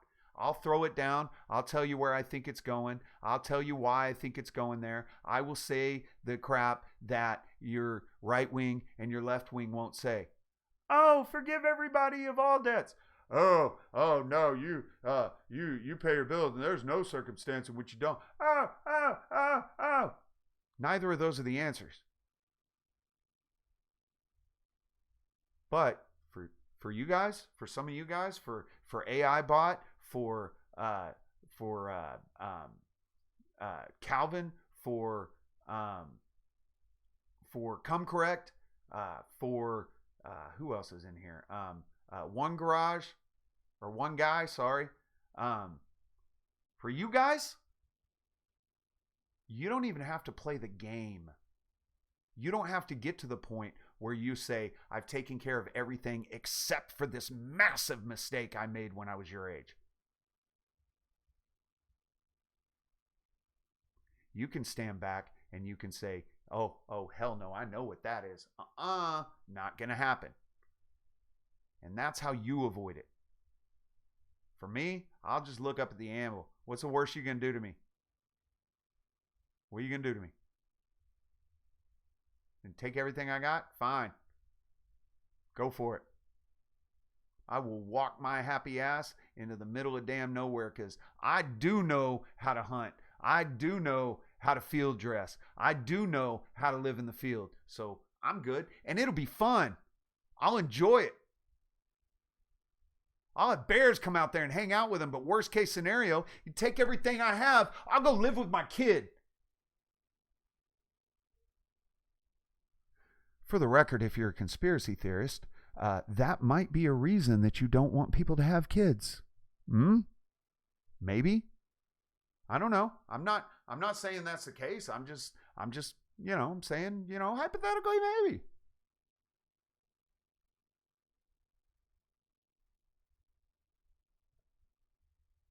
Would you say, old bear? Go in knowing that you won't be signing that day, Jerome. Don't let the recruiter talk you into anything. Wait, where are you going? Where are you going, Jerome? I'm missing something. Oh, the seals. Oh, yeah. You know, you can make a lap move in SOI or in the School of Infantry. If you go in the Marine Corps, just have them sign you up as a 0311. You'll be able to make a lap move once you get to the School of Infantry. Hey, spoiler alert. Just I don't want to crush anything for you, Jerome. But the SEALs is a situation where you actually have to qual, and they have a plus 98% failure rate in that school. So you will be stuck wearing bell bottoms for the rest of your time if you do that. So just FYI, make sure you're not colorblind. Make sure you fit it. But SEALs, a lot of people think they can handle the SEALs and they can't. It's kind of like Ranger training in the Army, only in water. So yeah, if you go and talk to the recruiter, go in there knowing that you're going into the Navy in a specific MOS, and you have a shot at the Navy SEALs. But by the way, if the recruiter says that he'll sign you up to go in that track, run the hell away, because that is a lie. So, just FYI. But yeah, so that's the thing that no one's talking about, is eventually the first wave of students that have student debt that is 2, 3, 4, 5 times the amount they initially took out. Those people are going to start dying off. And when they do, the banks aren't going to be able to sustain themselves. And the tax base is not going to be able to handle every person having $2, $3, $4, $5, $600,000 worth of debt. So yeah, something needs to be done. It's not going to be pretty. It's going to piss a lot of people off. People who did pay their student loans, it may piss them off. But there is a reverse of envy, and it's called pride and a lack of empathy. So again, I'm not worried about me. I'm good. I won't default. I'll pay that stuff till I die.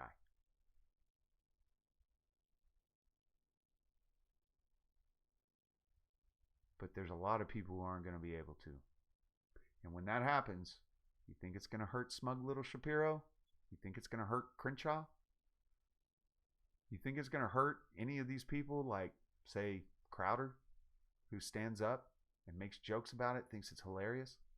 I don't find the ramifications of getting stuck in wage slavery and student loans, I don't find it very funny. Because I live in it. Because that anvil does swing over my head. And at any time with an executive order, that anvil could come falling down. And luckily, I've had enough time to get my finances to a point where it wouldn't redline me. But I've probably already paid the $60,000 over the last, 14 years? Well, Semper Cub was 2 years old when I started college, so 16. I've probably paid close to the $60,000 over the last 16 years. Because, see, that's the other one. And this is probably the more feasible one, but I don't know that the banks will be able to handle it.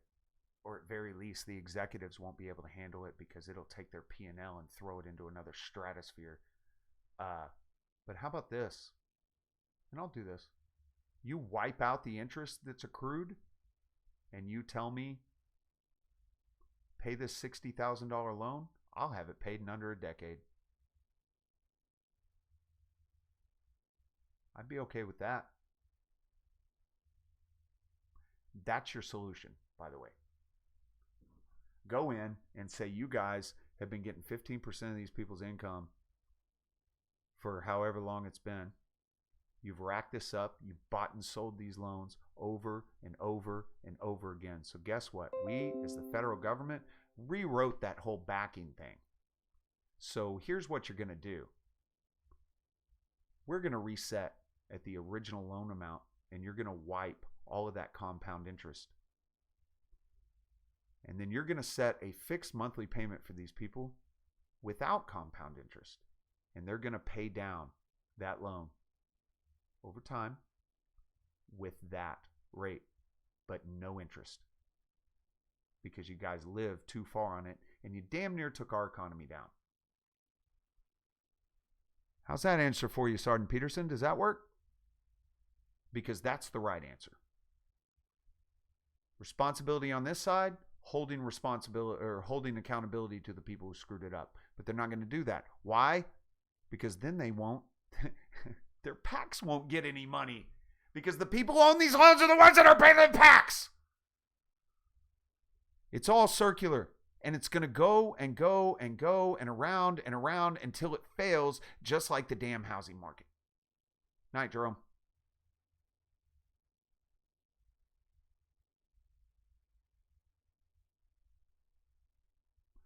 This whole student loan thing isn't a game. It's been going on for a long time, and people have been talking behind the scenes about it for a long time. It's just getting to the forefront, and people are picking it up, and it's catching fire because there are people who actually lived through the 2008s, and they remember it, and they're starting to say, okay, something needs to be done. So are we going to do what we always do and have Shapiro and company trade shots back and forth at blue check marks on Twitter and go back and forth? Are we going to throw our hands up and go, why are they treating conservatives like this? Is that what we're going to do? Are we going to kick that around back and forth until the damn thing fails? Because that's what we do for everything. And I'm so sick of that. But what we're going to do is we're going to let the money guys continue to make money until it fails. And then all of the people who made you fear the whole taxpayers are going to have to pay for it. The taxpayers are going to have to give the money to the banks again. It's going to be another couple trillion. Just like every couple of years, some countries out there, and we go, oh, they need $10 billion. Let's give it to them. I wasn't streaming at the time, but if you knew me personally at the time, and when they bailed those banks out, oh my God, you should have heard me. Because they could have easily saved those banks by funneling the money through the people who had the home loans that were struggling.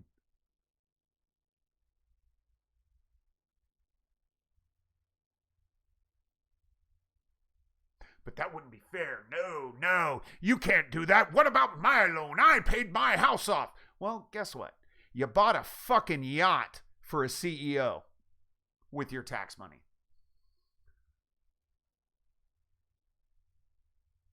How's that for a kick in the teeth?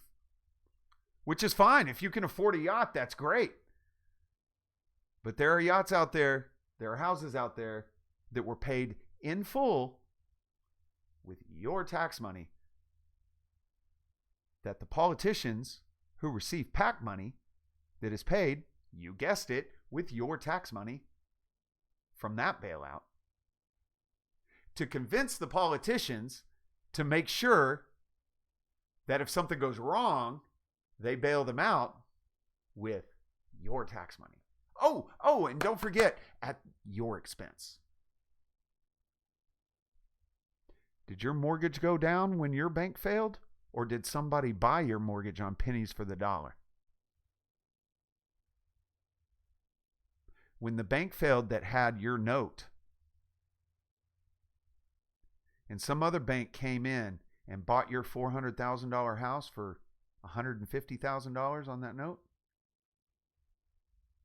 did you still owe $400,000? But yeah, go ahead. Look around at everybody else and have no empathy and say, you made bad decisions. Rah, rah, rah, rah. And you know what? That guy that's the head of Chase or Mr. JP Morgan, whichever one of his kids owns that place, is going, yes, thank you. You just bought me another fucking country. Awesome. Okay, that was 6, Calvin, but they were all for effect.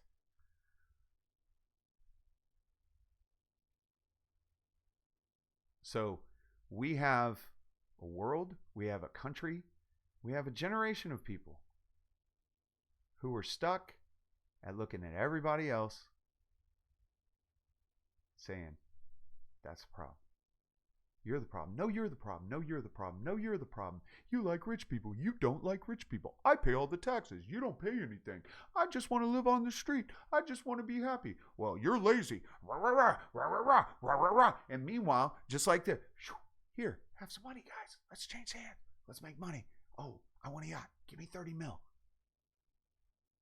Because you're too busy being envious and pissed off and angry at something, that a mistake that somebody made when they were 19. They didn't rob a bank. Look, if you got credit cards, freaking chip away at them.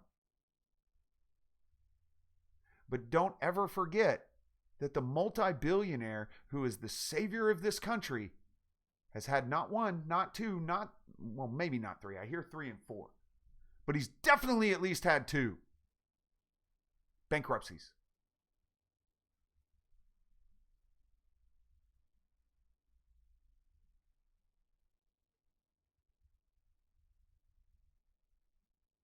So you'll sit there and you'll laud Trump. But the stuff that he's done with his money doesn't even hold a candle to that one mistake I made when I was in my early 20s.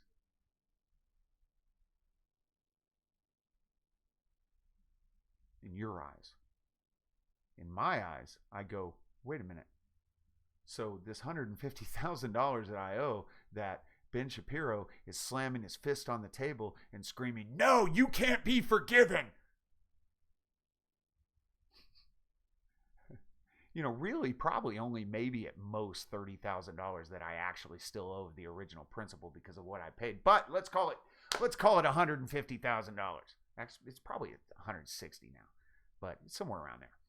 So Ben Shapiro, bang, bang, bang, bang, bang your fist on the table. Tell me I'm irresponsible. Tell me I'm horrible. But the president of this wonderful, illustrious country discharged far more than $150,000. Not once, not twice, but at least 3 times. 3!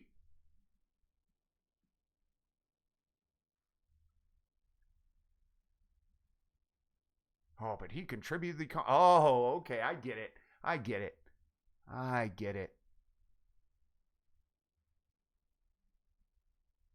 Just let that sink in for a second. The worst financial decisions that people make would not even come close to the amount of money that was discharged. Yeah, I keep hearing between 3 and 4 major victories, so I'm going to say at least 3. How about that? Doesn't even come close to the amount that was discharged in anywhere between 3 to 4 bankruptcies that the President of the United States had. So before you get on your soapbox and point at kids who had no idea what compound interest was until it was too late on a loan that they can't declare bankruptcy, even if you could declare bankruptcy, stomp your feet and say, I can pay my bills, why can't you? Then look at the freaking president who has billions of dollars who discharged it 3 to 4 times. Why don't you look at that person? Why don't you point at that person and tisk your little finger because you freaking want to be like him?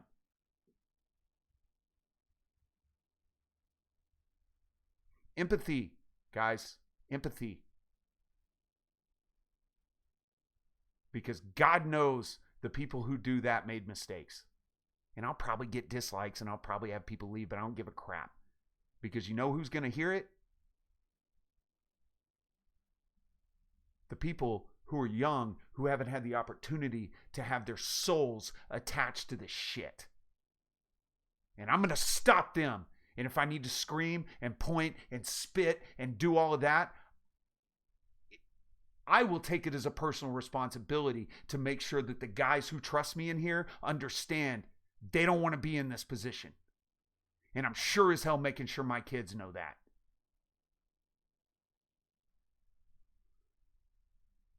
But hey, let's play that conservative Democrat game so some more money can change hands and the economy can fall and we can all run around and cry about how horrible it is. And then we're going to end up having freaking Andrea Ocasio-Cortez in the damn presidency because right before the freaking elections, right before the midterm elections of Trump's second term, the economy breaks and falls and goes to shit. And everybody goes, we're only voting. We're either not voting or we're going to vote for the people because you destroyed the economy. It's the only damn thing you've done was build up the economy.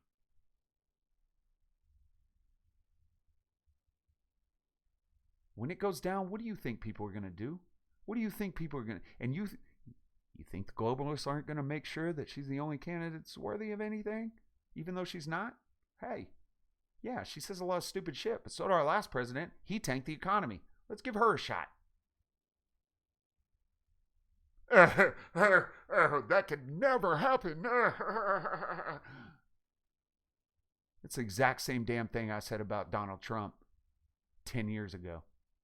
He was the butt of the joke.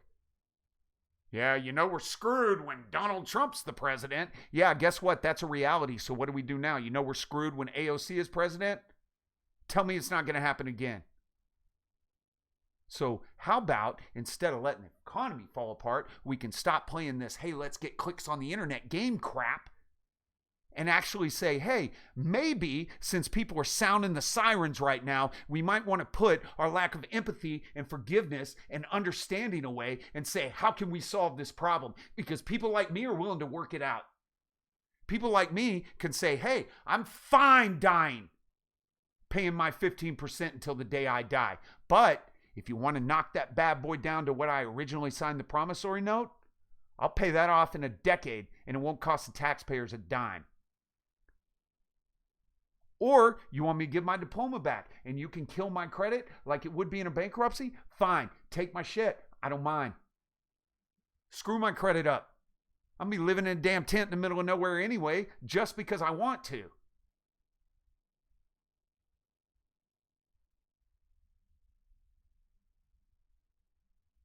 What do you want to do, people? Because standing up here and pointing at people who are in a position based on a promissory note that they signed when they were a kid, those people that are standing there, they can't do anything. I can't do anything about it. You want to give me an indication of where an extra 150 grand is? I'll be more than happy to go pick it up, pay that bad boy right off. But my kids aren't going to suffer for it.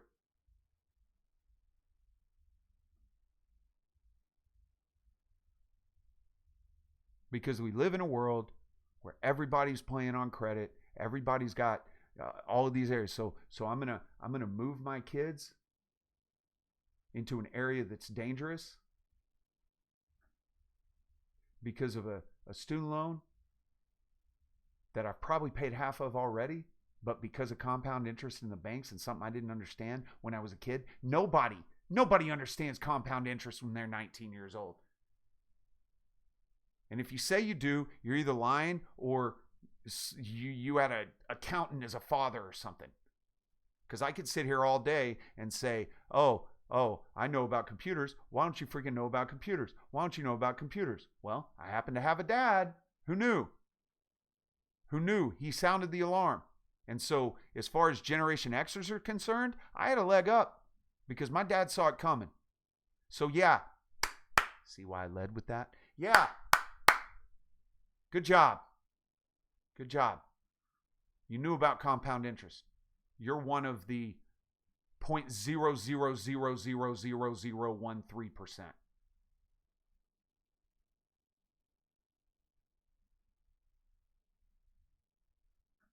And you're lucky for it, Slap Weasel. So yeah, I'm happy. I'm glad. But you know what? Just like when I was talking to my aunt that day and she said something about global warming and blah, blah, blah. And then all of a sudden, the shit that Shapiro was spewing just kind of fell out of my mouth. And she called me on it and said, wow, you're drinking the juice, aren't you? And I was like, I don't even freaking believe that. Why did it come out of my mouth?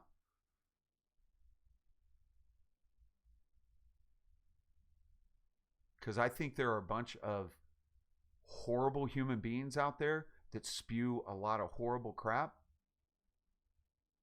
But I believe most people who are pulling this narrative are just doing it because it's what they're hearing. And it just comes out of your mouth. Like I tell the teenagers all the time. Ha, future nobody, let's live in tents. I would do it just for fun. I want to live off. I want to go and do. I want to just disappear somewhere and just be a mountain man, like just me in a tent and get on like firewood and all that stuff. Let's see. Sergeant Peterson, a debtor's prison is a prison for people who are unable to pay debt. Through the mid-19th century, debtors' prisons were a common way to deal with unpaid debt in places like Western Europe. It is now a colloquialism, says Slapweasel. Why do you have a wrench, Slapweasel? Hey, you know that little bastard muted me today because I was clapping the fact that vets don't like warhawks? And that little bastard muted me. I should just, you can't ban people. You can only make it to where they can't talk. And I actually like the guy, so. But, no, I thought it was hilarious, even though you hate the troops. I got it. No big deal. But yeah, I mean, it's just unbelievable. And what are they gonna do? They gonna put everybody in debtor's prison, Sergeant Peterson? Because guess what? The people who aren't gonna pay their student loans is like the entire middle class, for the most part. You can put them all in jail. You have a bunch of 80-year-olds that are on Social Security that can't pay the 15%. You're gonna put an 80-year-old guy in prison? Come on now. And I'm not saying you're suggesting that. I'm just saying when it comes to a debtor's prison, they're not putting people in debtor's prison. I heard somebody talk about that. I heard somebody say something about that on one of the random streams I was listening to. Well, then if they can't pay it, then they're just gonna have to go to prison. Okay, I'll tell you what. You show me the politician that's willing to put out legislation to put old people who are on Social Security in a prison, and I'll show you a guy or a lady who isn't going to be a politician for much longer. So that's the only other answer. 44 million of people like me. 44 million of people who struggle to pay their interest. 44 million people who are not going to be able to pay off their loan. That's 44 million discharge. And Mr. Morgan is going, yeah, bitch, pay me 10 times the amount the person actually drew out. Oh. Your view will change if you love somebody who's in that position. If you respect somebody who's in that position, it'll change your views. Because luckily, the people who are sitting there spouting that, they're old enough to where they're not going to make those decisions. Or they were well off enough or had the right resources. No, what they're going to do, Sergeant Peterson, is put people like me and you in jail because we won't give up our weapons. That's where that goes. They're going to let the economy collapse. And then they're going to take all of this fake tax money that they keep giving to everybody.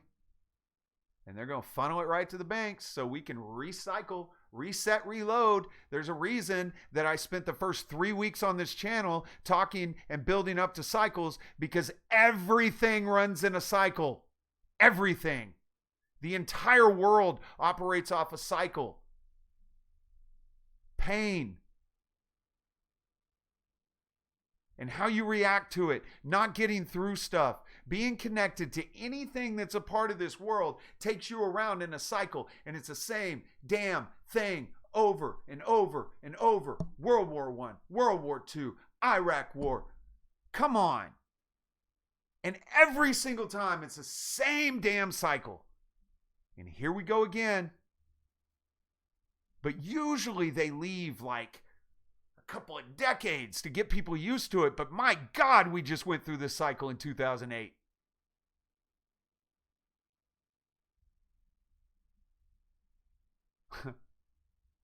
And we just went through this whole signing over all our rights because we're afraid in 2001. And we're about to do it again with the technology people. Yeah, go in, regulate government. Get your hands on all of the data. Because we hate Google. We hate YouTube. And why do we hate it? They kicked off Steven Crowder. That's really, look, I can understand everybody binding together because of 9/11 and everybody standing together and saying, yes, we want to make sure that nobody can ever do it again. I get that. I get why people would be scared enough at that. But for the love of God, because they demonetized Crowder, we're going to let the government go in and gain control of the last bit of data that they don't have direct access to? Are you flipping kidding me? But it's going to happen. And guess what? Because of the Shapiros of the world, because of all of the people. Oh, look, Google called me a Nazi. Ah! And everybody's going to go, yes, stick it to them. Stick it to them. Get them. Get them, YouTube. Get them. Get them, government. And then 15 years down the line, like 9/11, we're going to go, holy crap. I cannot believe we gave that up. I cannot believe we let that happen, and we're never getting it back. Because there's a real easy solution to that. Say, hey, if you ban people and you can't show that it was everybody, then it's real simple. We'll remove your platform rights. And then guess what? Somebody else will come in and they'll run a platform and they'll build it, and people have to, because you don't have anything to stream off of, because YouTube will last 0.05 seconds if you can sue for things that people say. So you want to be a curator? Fine, be a curator. We'll just strip away that status, and within a week you'll have so many lawsuits that you'll have to, oh, wait, go bankrupt? Forgiveness of your debts? And then somebody else will come in and they'll do it, but they'll make sure they keep that platform status. Or we can give the government control of it so they have access to all the data. How about that? It's going to happen. But hey, I bet that I didn't get to watch it today, but I bet that Crenshaw guy just gave him a little real whopping at Google, huh? I haven't watched it yet. I will watch it just because I like to watch their stupid excuses from Google. But I don't even know that they're not in on it. So, allegedly, maybe, hypothetically. But this whole thing's a game. And so are we going to do something about it? Or are we going to do the same damn thing we did over and over? Because ultimately, nobody's going to do anything about it.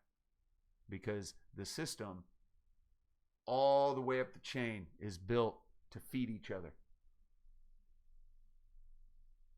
So you do the only thing you can do. And the only thing I can do in this situation is sit here and scream and yell at a camera to make sure that the guys who haven't gotten into that cycle, or the ladies who haven't gotten into that cycle, don't. That's my contribution to all of this. Get the hell out of the machine, because the machine is rigged to the people that they want.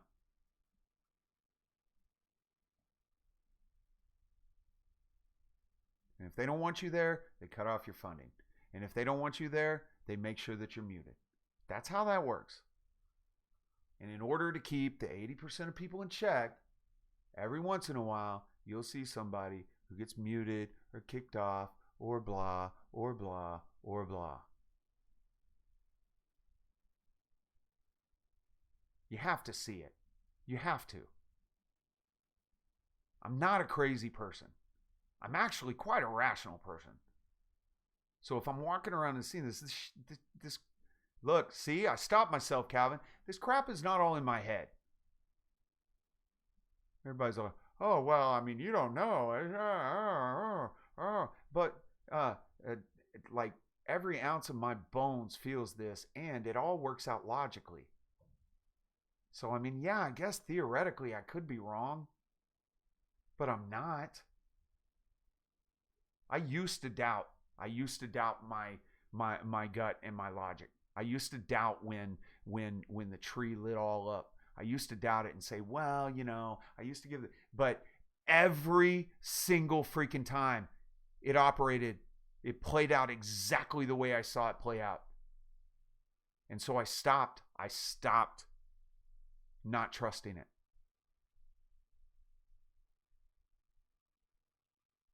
And so I can't go back and tell the old me, the young me, the previous old, but the young me. I can't go back and tell him, don't sign that document. That document will follow you until the day you die. I can't do that to him. But I can do it to Calvin. And I can do it to one guy. And I can do it to AI. And I can do it to Semper, and I can do it to homemade ramen. So that's what I'm going to do. And then we'll see how the other plays out. You know, hey, maybe I'll be in a debtor's prison. There's going to be way more people in that debtor's prison than out of it. I'll tell you that. So let's just lock up the whole world. That's the sound of the men. Get back, work. I would love to sing that song. It would be awesome. Don't you know, singing. I'd have a blast. I'd make the little chains rattle while we're on the bridge of that song. It'd be fun. Look forward to it. Oh, and by the way, I live in Texas, and a lot of people have carries. So, you know, if you're going to put me in debtor's prison, $150,000 when I'm an old man is going to pretty much be the rest of my life for what they would pay in a debtor's prison. So, you know, at that point, all right. Everybody's got carries here. So it's either come and get me. Well, I won't do it by myself because I don't have the balls to do that, nor would I want. But, you know, hey, you want to come and take me away? I won't leave without a fight. And Uncle Sam trained me to fight. So, yeah. But yeah, I told you guys it was going to take the whole time. But I had fun. Was it all right? Was it good? Was it entertaining at least? Or did it just piss everybody off? My father showed me how to live through life without debt. Good. That's uncommon. Except a mortgage. Yeah. Well, the mortgage is... Okay, so the mortgage is the only one that would be remotely acceptable. But my problem with a mortgage is you still have to... Like, they can take that away from you. I mean, I know they can take anything away by force, but the financial institutions can take that away. If the economy goes down and you have a mortgage, they can come and take that away from you. If the economy goes down and you bought a piece of land and started building on it and stuff like that for what you saved up, then the banks can't take that from you. The banks can't take your car. The only thing you have to pay is taxes. The government can still take it. The government can take anything you want. They're the Gestapo. But hey, since Crowder got demonetized, we might as well let them have more, huh? How about that? Wait till the government starts going in and saying, you need to shut that guy down. He's a threat. So, all right, well, good. I'm glad I didn't bore you guys tonight.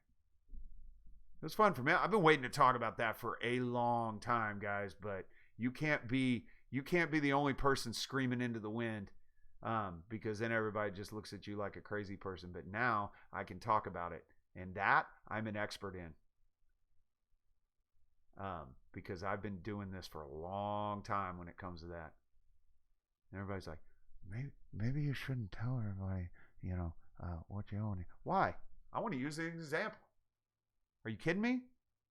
I don't have any debt left on the other side because I practically paid all of it off.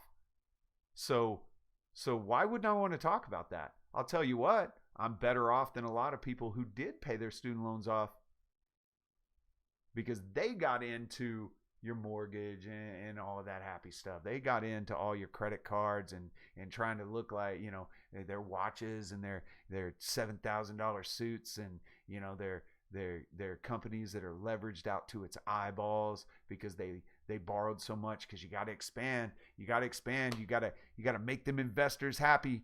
You got to up that percentage for your stockholders. Let's go. I make in a year what they make in maybe an hour or two, but I'm better off than them because I don't have to spend my life beating my face against a brick wall to get more money that I don't need for shit that I don't need. That's 7, Calvin.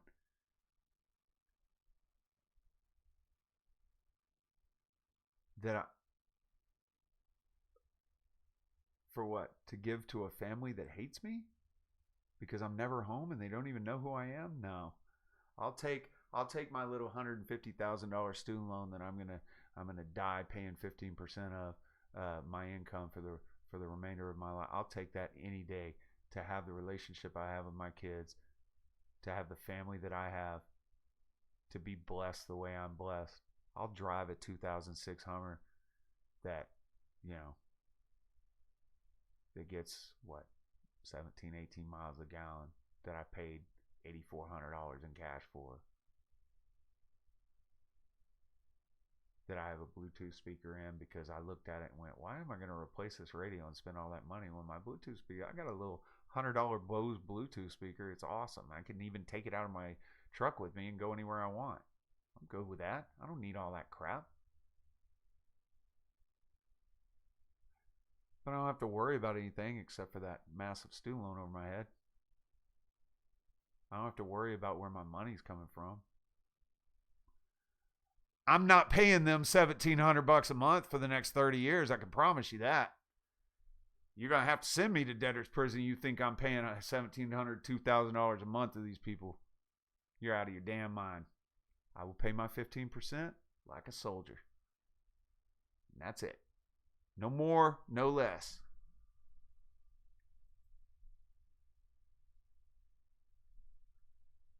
So, you know, by the time the majority of these 44 million start to die, I'll already be dead, and my kids will be off the grid.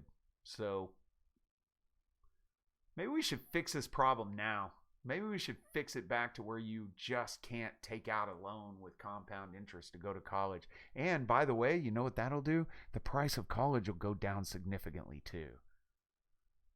So if you are good with money and you do save up, you could actually go to college if you want.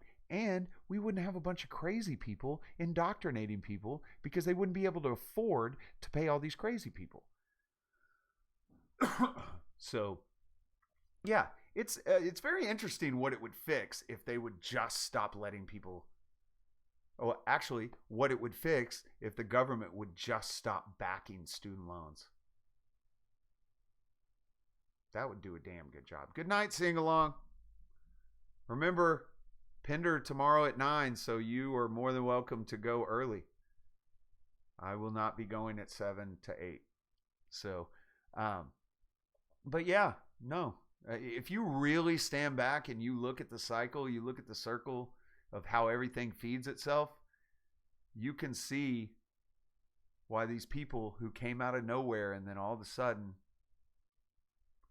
they're all over the place and they're heard and they're talking about fiscal this and fiscal that and conservative this and conservative that. And some of them are talking and you're going, how is that guy even popular? Like, he's not even a good speaker. Like, what the hell? Like, even my worst stream is better than Tim Pool's shit. So how on earth? Oh, is it at 8 tomorrow Central Standard Time, Steve? Very well. That I won't have to hang out with you as long before we start streaming. But yeah, you wonder how they're where they're at? Because they're holding the line, and none of them deviate from what each other say. And it happens on both sides. And anytime you see something like that with no deviation, that's not a natural occurrence. That's something is directing that. Something is driving that. And so why are you going to listen to the recommendations of all of these people who are worth millions of dollars, standing up and pointing at you and telling you how they pulled themselves up from their bootstraps? And every single one of them has a billionaire behind them that has a vested interest in some kind of bank. I'm not saying there's a conspiracy or whatever. All I'm saying is money breeds money, and money protects money. And those who have it protect those who have it. And those who want it have to bow down to those who have it. Otherwise, those who have it will make sure those who don't get it. Does that make sense? So, all right, we're at 2 hours and 16. You guys are going to send me on a 4-hour Owen stream. So yeah, that's why I don't have any Instagram. But seriously, you want to double check? It's all in the links down there. But it's a game, and it's monopoly money, all of it. The only problem is that people like you and me and everybody else who are normal people, we're the ones it's not monopoly money for. It's real money for us. Because at the end of the day, you and me and stupid Steve Pinder, all of us, we're the ones that owe that money. We're the ones that it's our backs that they're making money off of. And when one of them fails, the other one buys up the loan, buys up the mortgage, buys up the credit card debt for pennies, and then gets to turn around and come after you and me and all of us stupid normal people for the full amount. Let that one sink in for a minute. That if you owned a house in 2008 that you bought for a ton of money, and then 2008 rolled around and your house is now worth $30,000, and the bank that housed your note failed, some guy came in and bought your $300,000 loan for probably less than $100,000. Your house is now worth $60,000 on the market value, but you still owe $300,000. Just let that sink in.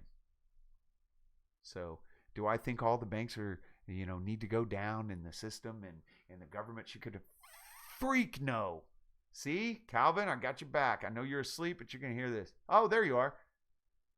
I thought you were saying goodnight.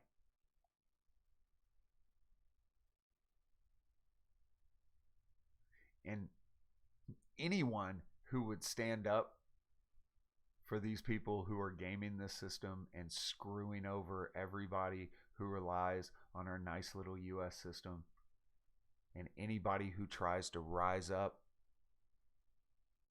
without their help, they kick in the teeth and knock down. Gab tried to rise up. What happened to them? D-Live tried to rise up. What happened to them? Oh, D-Live's doing great because whatever that guy's name is. I can't remember his name off the top of my head right now. I blanked on his name. The goofy Swede. Oh, he went over to D Live. Yeah, guess what? He started putting videos back on YouTube again.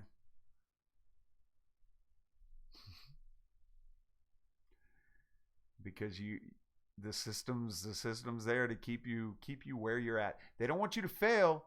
They don't want you to lose. They want to keep you right where you're at. Because you get the unbelievably wonderful privilege of being John Wilkes Booth if the shit goes down.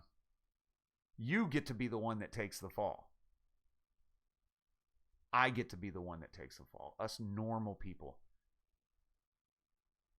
As Shapiro stands up and goes, "Oh, you're just irresponsible." Oh. He's had video of inside of his house and inside PewDiePie. That's what it is. Thank you, Old Bear. I do see the irony of Old Bear remembering it being PewDiePie. He's done some videos of the inside of his house before, and that kind of house in Southern California. My in-laws had a leaning shack in Redlands, and that thing valuated at one point for like 300 and some odd grand, and it was falling apart. So I think I subbed you too, Freddie. I was subbing all the stuff that Slapweasel was spamming in Owen's thing today. So yeah. So I don't know if, I mean, I highly doubt any of my core people are the ones screaming irresponsibility, but that Devin Stack thing really set me off today, because I respect a lot of there's only been one other time where he said something and I'm like, oh dude, no, and that was, we need an authoritarian. I completely disagree with that. But that little live stream recorded deal that he did, for somebody that I listen to his movie breakdowns and think, like, this guy's on point. Like, just the sheer arrogance in his voice, knowing nothing about that, like being in that situation, I don't know, it rubbed me the wrong way today. I was just like, oh my God, like, you cannot possibly be that naive. But maybe he is. Maybe he should stick to what he knows. I don't know. But every single one of those people, it's, you know what it's like? This is what it sounds like to me, if I can give you an analogy. It's like someone who gets all arrogant and laughy at me when it comes to vaccines in the MMR. And I just sit there and I cock my head to the side and I look at the person and I just think, well, you obviously don't have a kid with autism. The owner of your world apparently got really lucky and didn't almost immediately change after that vaccine. Because if you did, if it happened to you, if you were in that situation, you wouldn't be saying that. You wouldn't be sitting there and flippantly laughing. And that's the way I see the student loan thing too, because until you get a bill that is so huge that all you can do is laugh, and then check it a little while later and it's even bigger, so now you get to double laugh, I guess. But have somebody deliver a bill that even if somebody put a gun to your head, you couldn't pay it. And your reaction is just, okay, whatever, dude. So yeah, I do, stay the hell away from it, my teenagers in here. my 20-year-olds who haven't gotten into it. Steve, don't go back to college.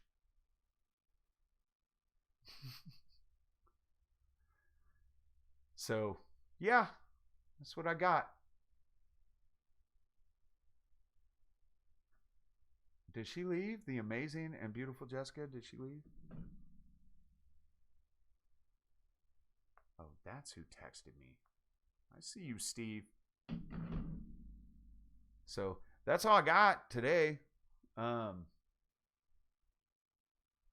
you got all the bang for your buck. They should not be running commercials on my stuff. If they are, I'm gonna try to go on Crowder so I can whine about it.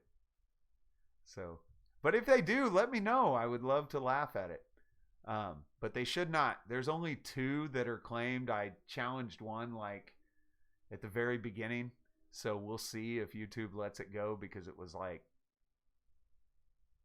5 seconds of a song and we were singing over it. So I don't know. We'll see. But there should only be 2 that are claimed, and I'm not monetized. So this one, there's no way that there's nothing I did in this one to claim. So if you see commercials, just let me know. And don't troll me, let me know, Slap Weasel.